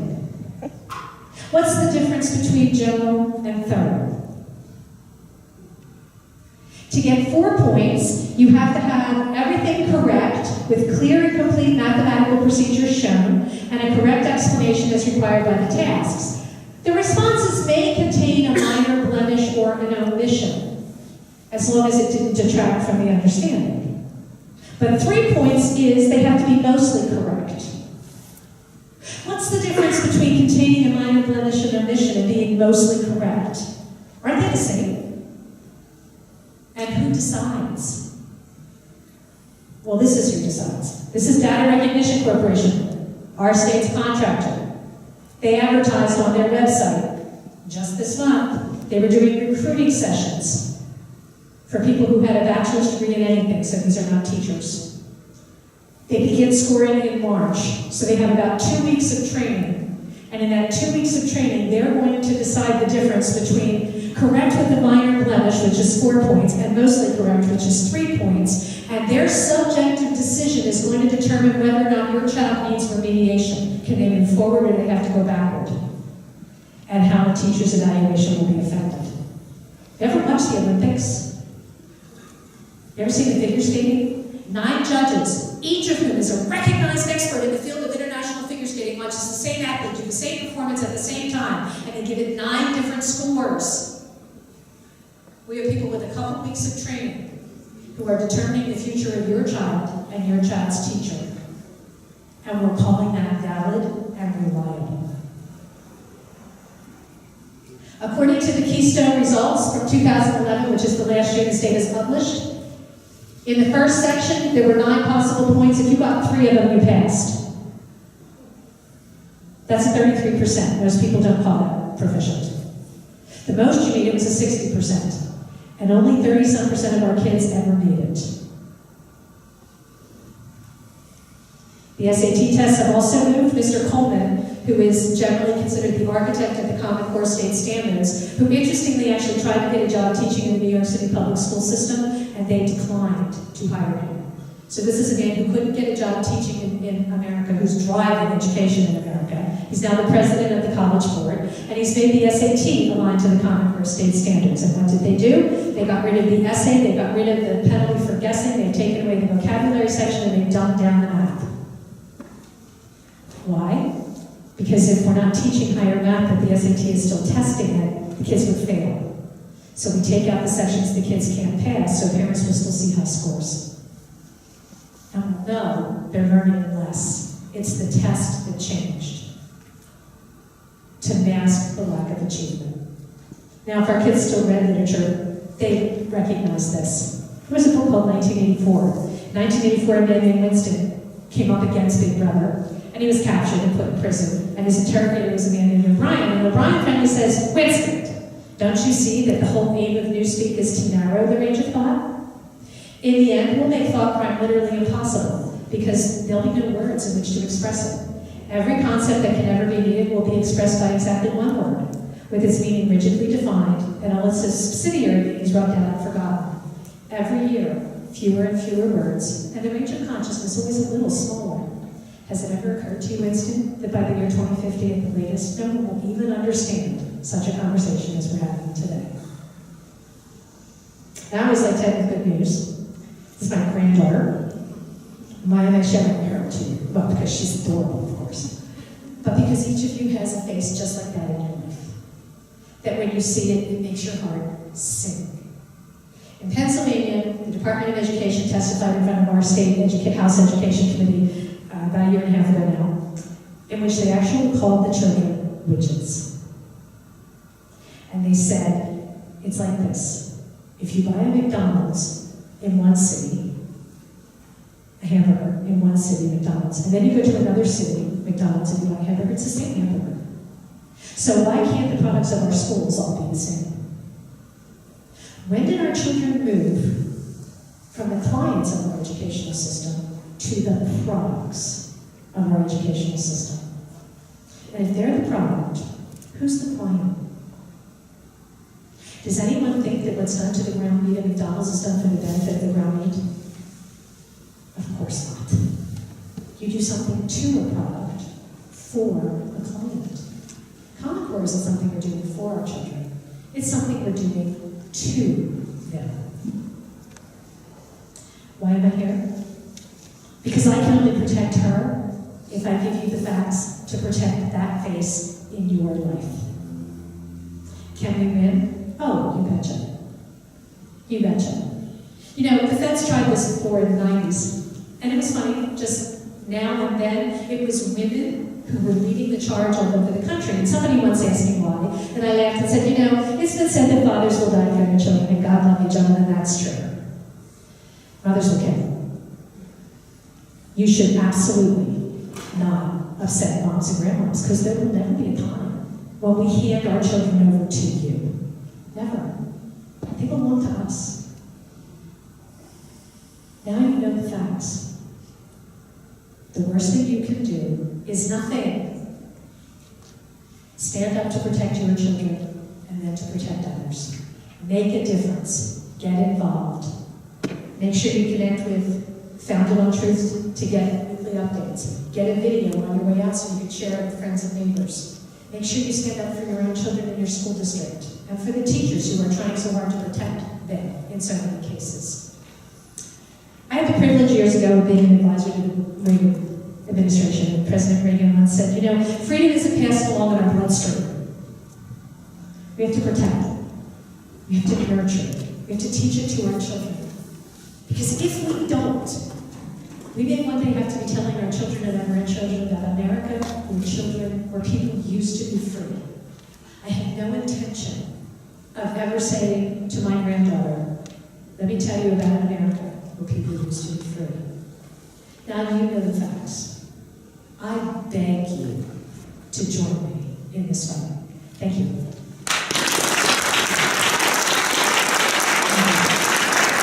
Thank you, Peg. That was amazing. And we are going to do questions and answers. Real quick, I just want to say thank you to our County Commissioner, Diana Ivory, for coming on tonight. Thank you, Diana. Peg, I'm going to start the questions out first because there's something that is very frustrating for a lot of parents here. And you talked about teachers. There are so many teachers and administrators who really do care about what's going on. So it's not as though they are our enemy. And we need to find a way to work with them. But here's an area, though, where it becomes a little complicated or a little gray. And I'm going to ask you if you can help me and help the parents here to kind of get beyond that gray area so that when we do go back and talk to our teachers and our administrators, there's more of an understanding. One of the misconceptions is that, and I need to ask you, is it possible that the teachers and administrators don't understand? Because we talked about Chapter 4 here, and according to Chapter 4 regulations, Pennsylvania doesn't collect data on the students. And this has been repeated. I know that you showed us this. I said, okay. But what I need to understand is why is there this misconception? Because they truly believe that our students, that the data on our students is not being collected. Is there a restrictive collection? Is it, are we collecting less data on our students here in Pennsylvania? So then where's this misconception coming from? Because they said that the data that's collected is truancy, infractions, discipline, but when shared with third parties, it's aggregated and we strip down on that particular information, of other information. I know that they say that. I can't speak for what any individual person knows. I'm not saying any particular individual, but this is a story that you hear from many ministries. And when the Corbett administration was in office, people would go and talk about the database, and what they consistently heard was there is no database. The secretary, the day that I debated, said there is no database. I'm holding it. Of course it exists. It's federally mandated. We do in fact collect it. In fact, we were one of the cradle states for the development of that kind of data and the collection of that kind of data. You can go to the Pennsylvania Department of Education website, you can Google the PINS, the Pennsylvania Information Management System, and you'll see big handbooks. So these are all the kinds of data that are collected because they're federally mandated. So from the state level, it's just not true. They are collecting it, they know they're collecting it, they've told Washington they're collecting it on a variety of instances over and over and over again, all the documents that they used to get right. Just like I showed you, we're not collecting individual state test results. Yes, they are. They say, yeah. Yeah. So obviously those statements can't be true. At the Are they local level, collecting names and specific information, or are there generalities that they're collecting? no, it's specific. It is They have specific? the data, I've actually walked through the PIMS, and they have obviously name, birth date, address, who you live with, are you on a school lunch program, all disciplinary records, are you involved with any other agencies? The data is interactive, it can be connected from place to place. What else is in there? All your grades, any classes you took, did you ever take remedial classes? Did you use mental health services? Are you ever been labeled any kind of special education and what that's all in there, and I've walked through and seen it. Now, I didn't go looking for a particular child's record, obviously, but just these are all categories that are collected. So yes, they're available. I think that a couple of areas where we run into an impasse is when parents do confront administrators or teachers and so forth, and they discuss some of these things, like the data, like the implementation, because I don't know if all of you have heard this, but I know many have, that a school will tell you, well, and you discussed this, Pennsylvania, the mandates were different statewide. They weren't exactly the same as the national mandates. And a lot of schools will say, we implement it in a way that we see fit, so it's not as bad as it may seem nationally. And that's another impasse, maybe, because we need to find a way to work together, and it just seems like we can't get beyond those things, beyond the data collections, beyond the implementation, even beyond the standardized tests, because they'll say that, oh, our standards are making your kids college ready, but at the same time, we've just seen, it's been demonstrated that the standards have been dumped down. Now, the SATs have been, changed so that it all works together. So those are the three really big arguments, and I'll let everyone ask their own questions here. But in my mind, that's where I think the frustration comes in between parents and the school districts. And I know that I know a lot of people in the school districts in this area in particular, they really do care about the kids. They really, really do. Yes. So, but you need to understand, the school districts are mandated. When the state board, and actually it was in our Race to the Top grant application, the state board told Washington, once we, the state board, do this, no district has a choice. So they're stuck. But there was, for example, testimony just the other day in Harrisburg where the Department of Education said, everything's wonderful. And the superintendent said, it's chaos. There's no money. Nobody knows what to do. Nobody's how to put this together. So everybody's like, there's a disconnect. And sadly, the reality is the department is not truthful. There isn't any other way for me to put it. They are not forthcoming. They are not truthful. They say they're doing X and you hand them something and say, no, you're doing Y. And they look you right in the face, look at it and say, that's not happening. When I debated the secretary that night and you were there, and I quoted the chapter 4, and she said, no, the sentence ends here. But it didn't end there. And she was holding it and I was holding it. It's like, you just told a lie. And we both know you just told a lie because we're looking at the same piece of paper. And we both know the sentence didn't end where you said it ended. So they're not forthcoming with information. There's a lot, and frankly, sadly, that's happening in too many states. And I travel the whole country. At the local level, the local teachers, I've actually been in states, and in some places in Pennsylvania, sadly, where teachers are told, if you show up for her seminar, insubordinate will be written on your file. They've actually been threatened not to come. They're threatened not to speak out. They're told to be silent. So, and I hear that all over the country. I was recently in Delaware, and a bunch of teachers walked up at the end and handed me papers, and they all had signed it in and said, please help us. That's heartbreaking. Teachers are, and I was in Philadelphia. I didn't know it was a room full of public school teachers until it was done, and at the end they were like, okay, where's the lawyer? These women were literally crying, saying we're quitting. We are being handed a script every morning. It doesn't matter whether the kids have learned what we taught yesterday or not. We have to teach this, we have to teach. I am getting out as fast as I can because I'm hurting children. So it's the whole process here is about as destructive as it can be. And sadly, departments of education, at least in this state, too many of those officials are just not telling the truth. I wish they were, but they're not. Is there anyone that would like to ask a question of Peg? Go ahead. I want to talk about opting out. We are from West Elgin School District. We have a son here. And we have made the decision to opting out of all the standardized testing. One of the arguments that I've been involved with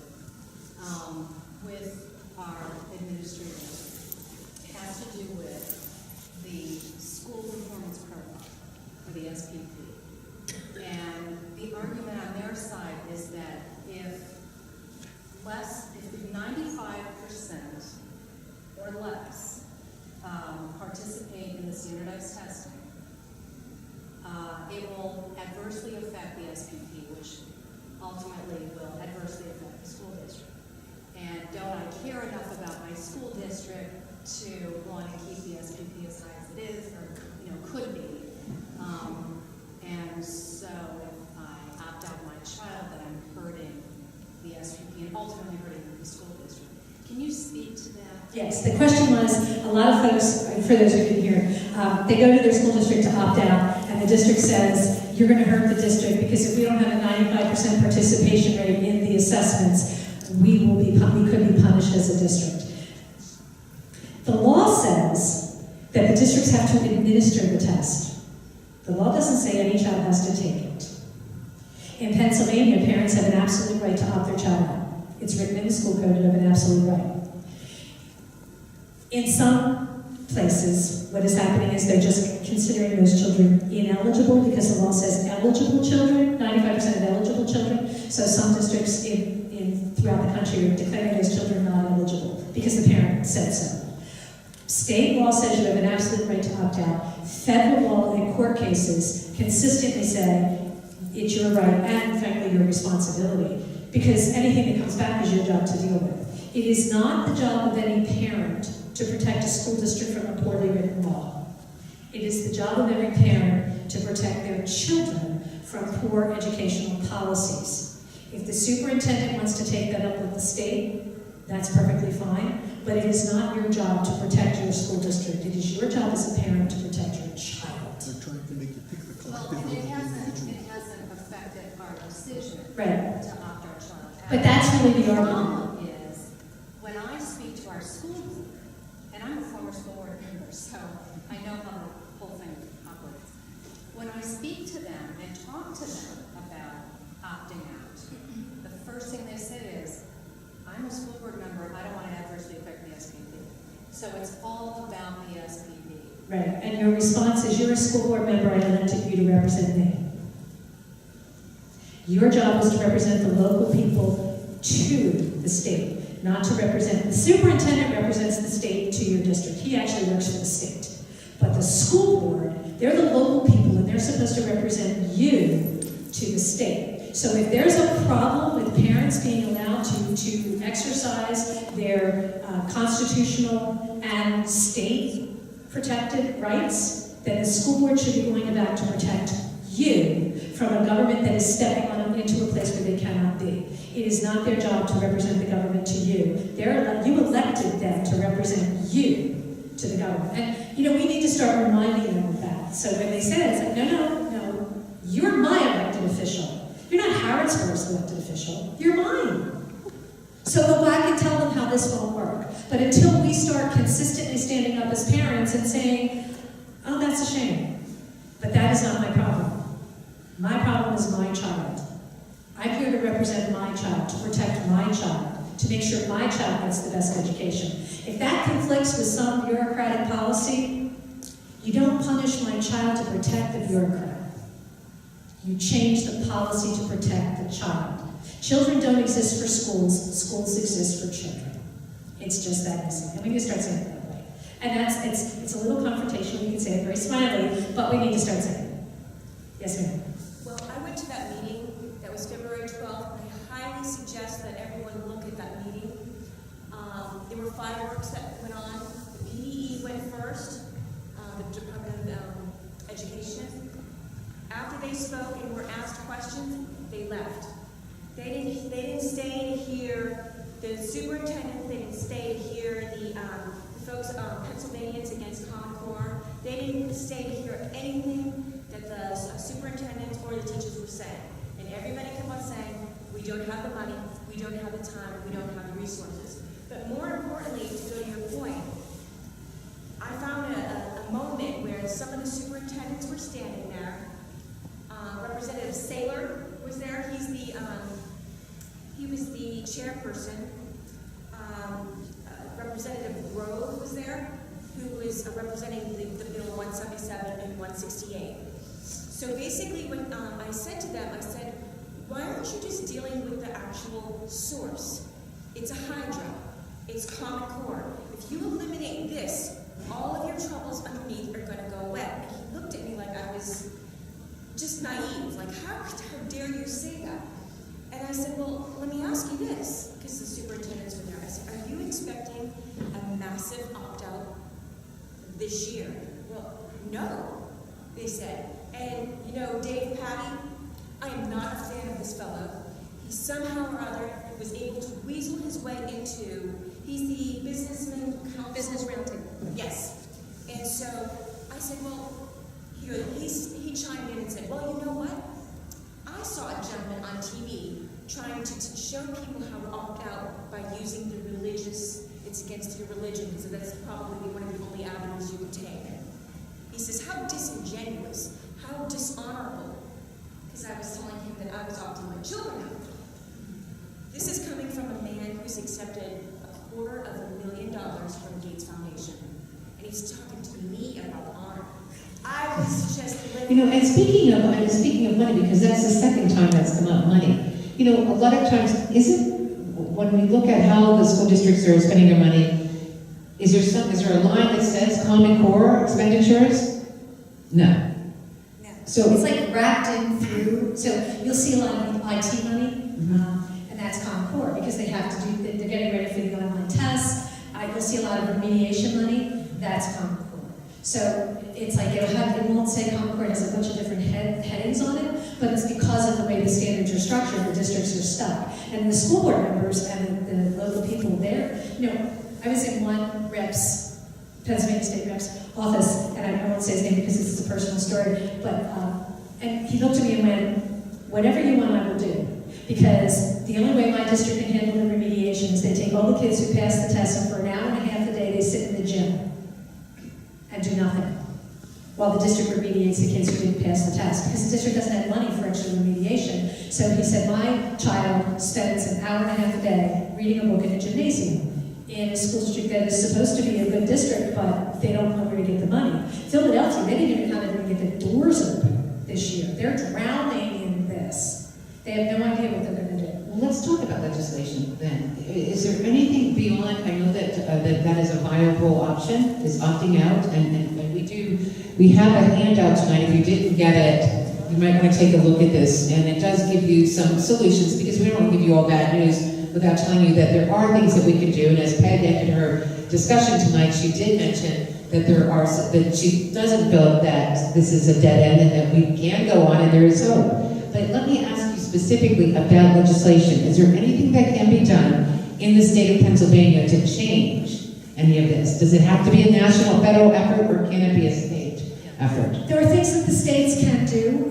Oklahoma threw out the Common Core completely. They said no. North Carolina just did the same. South Carolina as well. So everybody's waiting to see what Washington will do in response to that. But states are actually, New York has a House bill and now a Senate bill for full repeal of Common Core. States are pulling out of the testing consortia. Pennsylvania sort of kind of pulled out. They told us that they did, but they really didn't, so we're kind of sort of still there. So you can push getting out of that. For your own children, and this is going to sound really radical, if your kids are in the public school, pull them out tomorrow. Because we do not fight wars with children in this country, and our schools are battlegrounds. Does that mean you give up on public education? No. Public education in America is kind of miraculous. This is one of the few countries that created an education system that said your past does not have to determine your future. That created the Dr. Ben Carsons of the world. That we can give you, look up. It doesn't matter where you come from. You can learn to read and write and count. You can be more than you came from if you choose to. That is unique and almost miraculous in the world. It is something worth fighting to preserve. But while we're fighting for it, we don't put our children on the front lines where they're walking out of classes that are totally developmentally inappropriate saying, I'm stupid. Because there's no way to put that back. That damage is really, really deadly to a little person. So protect your own children first. If you're a grandparent, help to pay tuition at a non-Common Core school. If you're a retired teacher, volunteer to tutor, call a local private school or a homeschool association group in your county or community. Say, you know, I'm a retired physics teacher and I can teach physics, or chemistry, or French, or math. Because people are afraid of calculus if they've never, you know, I've taught it, but if you've never taken it, it's kind of hard to teach it. So people are afraid of that. Give them those opportunities. Give them those options so that parents can protect their own children. Reach out to each other. If your situation is such that you can't pull your kids out, supplement. In math, there's a wonderful program called Saxon Math, and I don't make any money from them whatsoever. I get no kickback. But they have a homeschool edition, which means that they tell the parent, this is what you said. This is how you teach it. So there's support in there, whether you're homeschooling or not. And it's like $30 online. Start with your own children. At the local level, ask every candidate running, hang on a second, ask every candidate running for anything, where do you stand on Common Core? Call your party. I don't care if you're a Democrat or a Republican. Call your county headquarters and say, I want your platform to be anti-Common Core. And don't make assumptions. In the state of Washington, it was the Democratic caucus that voted unanimously against Common Core. And in Oklahoma, it was the Republicans who threw it out. So don't make assumptions. Politics works if we get involved. Visit your state rep. Let him know how dissatisfied you are. Bring the chart. We are doing Common Core in Pennsylvania. If the video in the back, you can pull it and pull those slides right off because they're there for you. What you hear is my voice and you actually see the slides in your own computer, up close and personal. So you can pull them off and make copies and hand them to a state rep. At the federal level, they're debating ESEA reauthorization right now. Has your congressman heard from you? Tell the federal government, get their fingers off our children. Go home. But if you say nothing, trust me, our opponents are not being silent. So we have to be as loud as they are. There's a lot you can do. You just have to start. Does that help? No, I think it does, and I just want to point out tonight, too, that the people that were responsible for putting this event together are from both sides of the party, are both parties. And the thing is, as a parent, we all know that we will do anything to protect our children, and we will fight any battle necessary, but you do need to fight. I mean, it requires something from you. Let me get the man right behind you in the red shirt first. Go ahead, that's you. Options for staying away from this whole thing, does that include the online and charter schools? Charter schools are public schools, so they are mandated to do everything that the public school, they are public schools. So they don't have school boards, but they are tied to this just like your local school district. In terms of Common Core, there's no difference. There's other differences, but that's not one of them. Private schools, you have to ask each one. I'm in the Pittsburgh Diocese where I'm standing. The Bishop of Pittsburgh actually wrote a letter forbidding the schools in the Diocese of Pittsburgh to do Common Core. Now, I don't know how many schools interpreting that, but you do have a bishop here that has said absolutely not, it's not allowed. Whether they're evangelical Protestant, you would have to call the school to see what that school is doing. But I will tell you, if they don't say the word no, then the answer is yes. Sir, would you go ahead? Yes. Yeah, Peg, the state legislature did not pass Common Core. How did this get done to us? Who did it to us, and how are they doing it? In Pennsylvania, all school regulations do not come through the state legislature. As a matter of fact, none do. They all go through the State Board of Education, which is an appointed body in this state. In other states, it's elected, but not here. And when we applied for Race to the Top money, we had to say that we adopted Common Core to get the points to get the grants. And the state boards, the way our system is structured, if that appointed body puts it in the Chapter 4 school codes, every district is bound by it. The legislature never saw it, and that's in every state. No state legislature saw it. All of the grants were structured to bypass the state legislature. The fiscal stabilization fund, the big one we looked at first, actually said only the governor could apply and spend the money very quickly before the legislature would be aware. So when they say they don't know, they're telling you the truth, they don't. Or they didn't. Now they should. And I will tell you in Pennsylvania, this Pennsylvania State House, back when the Chapter 4 regs were under consideration, passed a resolution condemning a lot of the pieces. There are 203 members of the Pennsylvania State House. 203 members voted for that resolution. It was unanimous. So there's a lot of concern. We just need to let them know it hasn't gone away and we're still here. Yes, Narita. Ma'am, I know PE writes the regulations, but are you saying the state legislature doesn't even approve it? The way that regulations happen in Pennsylvania, and it's not just education regulations, in this state, well, it's a very complicated process. It's called the Independent Regulatory Review Commission, and there's a book. Regulations come through whatever department they come through. The department passes whatever they want. Those regulations then go in front of the proper committee in the House and the Senate. If the House and the Senate committees disapprove those regulations, they can move forward anyway. It never goes beyond the committee though. Like so in education would be the education committees, health regulations go through the health and welfare committees. Each one goes through its own, but it never gets beyond the committee. And the bureaucracy, even if the committee disapproves, it must be noted in front of the Regulatory Review Commission, which is the final approval body, and they are appointed, not elected as well. There are 5 of them, I think. But no regulations go in front of the whole chamber in Pennsylvania, and they only go in front of committees, and even if the committee says no, they can move forward anyway. So the bureaucracies in Pennsylvania, we're what's called a strong governor state. The bureaucracies are part of the executive branch, and so they have a lot of control. And there's actually a book, if you call it Independent Regulatory Review Commission, it's a book that has the whole chart of how the whole thing goes. It's complicated, but you can certainly get it and trace it through. Are there any other questions? Yes, ma'am. If students attending a private high school that does not follow Common Core are enrolled in AP level classes, what are their chances of passing with some of the changes in testing? Because it sounds like Actually, remember we looked at the changes in the SAT test? Now more than 1,000 colleges have abandoned the SAT. They just said that it was called a scholastic aptitude test. It was actually supposed to measure how well you would do in college, which is why there were ratios of language and stuff. So since it doesn't do those things anymore, we now have more than 1,000 colleges, some of them really large universities, saying we're just not even going to consider the SATs anymore. So there are a lot of options for folks who don't do it.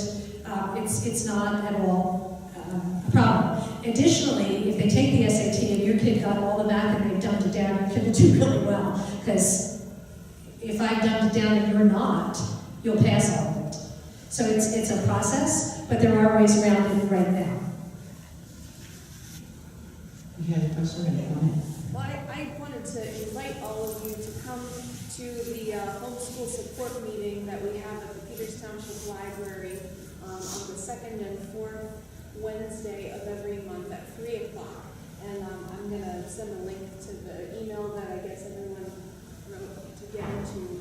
I just want to tell you all that there are lots of different ways that you can make homeschooling happen in your homes, even if both, everybody's working or something's going on. There are options that work like a charter school but are private. There's different programs that you can sign up for. So, I know that a lot of people have an image of what homeschooling looks like, but it's very vast. So if what she's saying, touches your heart and you think that it might be time to find another option, I can help, or the other ladies that come are very knowledgeable and experienced. So Make sure you pass on your information to us this evening. Thank you for that. I ask appreciate questions it. because we'd love to help. Thanks. Are there any other questions? Go ahead. Are you aware of some of the districts that have signed these resolutions against Common Core? Yes. Okay. Is there any movement on those? Because one of our districts, because my husband's on the school board and he's the president, I pressed on him. I said, we have to do this, and unanimously they signed it. So is there any traction on that?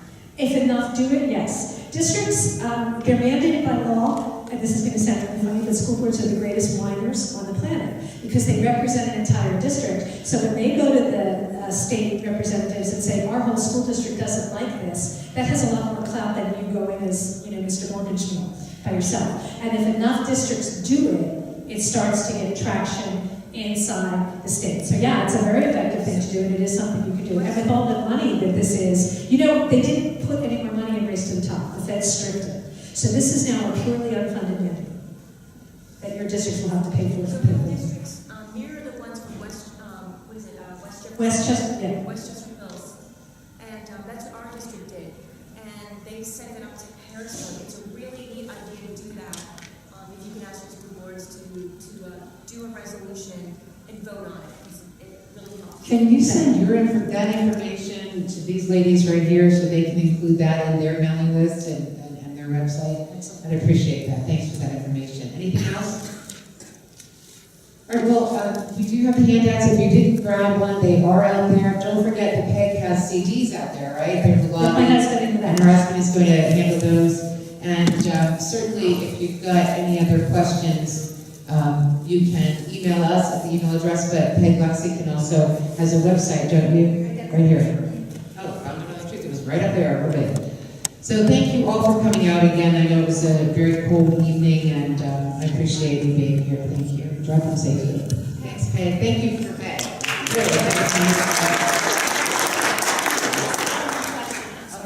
I'm sorry, one more question. Yeah. We're seeing papers coming home from the district about the testing that's going to be happening, and it says that there's a big clause on there, privacy protected by COPA.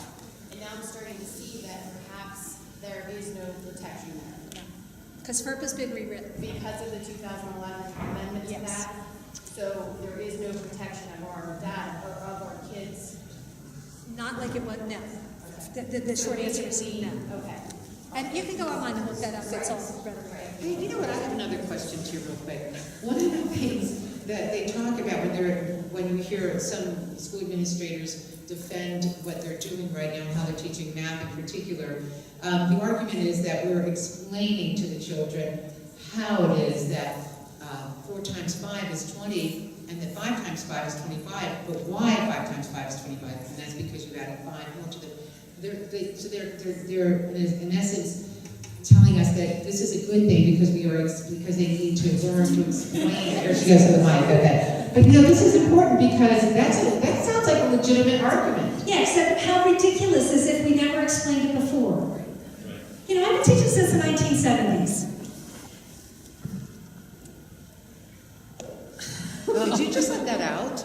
Yes. I was 6 years old when I started. So, I want you to think back to when you learned to carry in addition. This is how you were taught. You sat at your desk, you were 7, and you had these little blocks. Remember the little blocks? They were little blocks, they sat there. And then there were rods that had little divisions in them, and there were 10 little divisions. And then you had the cube. And what you started on the right, so it was 17 plus 12, and so you had 7, and then you had, what did I say, 7, let's say 17 and 15, because that carries. So you had 7, and then you had 5, and you took the 7 little blocks and 5 little blocks, and the teacher said, put them in a row. Now take one of the little sticks and put it beside the little blocks. You remember this, right? What did you do? You said, you took a little block, and you put the little blocks on top of the stick. And then you picked the stick up, and you carried it over to the tens column. You physically carried it, because you were concrete thinkers. So we taught it to you in a concrete way. You carried it, and the teacher said, okay, and how many little blocks are left? 2, write down the 2. Now let's go over to this, and you had one stick, but you carried another stick. So you had the one you started with, and the other one you started with, and the one you carried. How many is that? 3. Huh. So did you understand that you were carrying the 10? Yes, you did, because you actually picked up the little blocks and carried them. And then the book moved forward, and you didn't get the little blocks anymore. But on the textbook was a picture of the little blocks, and a picture with the columns and a line between, and a picture of the stick. So when you wrote down 7 and 5 is 12, you wrote down the 2, but the 1 didn't fit, so it had to move over, and you carried a line into the next column. You understood what you were doing. We always taught them why they were doing it. The difference is that when they were little, we also made them memorize it. So that 7 and 5 is 12, and 7 times 5 is 35. And we gave you flashcards so you would memorize it. Why did we do that? We did that for a couple of reasons. One, the very act of memorizing in children of that age actually stimulates their brain in a way that's really, really, really helpful and productive because it starts to connect certain neurons and synapses in their brain that makes you better able to think later on. And there's actually been studies, you can go to Stanford University and look them up, where they actually do brain patterns to see how good memorizing is for you. So the first thing was it stimulated the brain. The second thing was, what do little kids want to be most? They want to be big. How do they know they're big? They know stuff. So they could memorize it. They could succeed. I can do that. I feel so good about myself. I was successful. And the third reason that we did it was to make it automatic. We wanted those math facts, addition, subtraction, multiplication, to be automatic. Just like if I say to you, what time is it? You'll all glance at your watch and you'll think of a time and it'll pop into your head, but your train of thought will not be interrupted. You actually did 7 things. I know I've taught kids how to tell time. The first time I taught them, I was like, wow, this is so much more complicated than I thought. But we made it automatic, so your train of thought isn't interrupted. We make those early processes, or we did, automatic, so that you could do Algebra 2 and calculus and trig. Because, can you imagine? I'm doing a trig problem and I get to 5 times 5 and I have to draw 5 rows of 5 blocks and count. Well, the trig problem is now right out of my mind. We want those to be automatic. But this system doesn't teach concrete learners to think concretely, because it doesn't do it that way anymore. As a matter of fact, we tell them now to add from the left, which is about as counterintuitive for a little one as you can possibly have, because their minds don't work like that.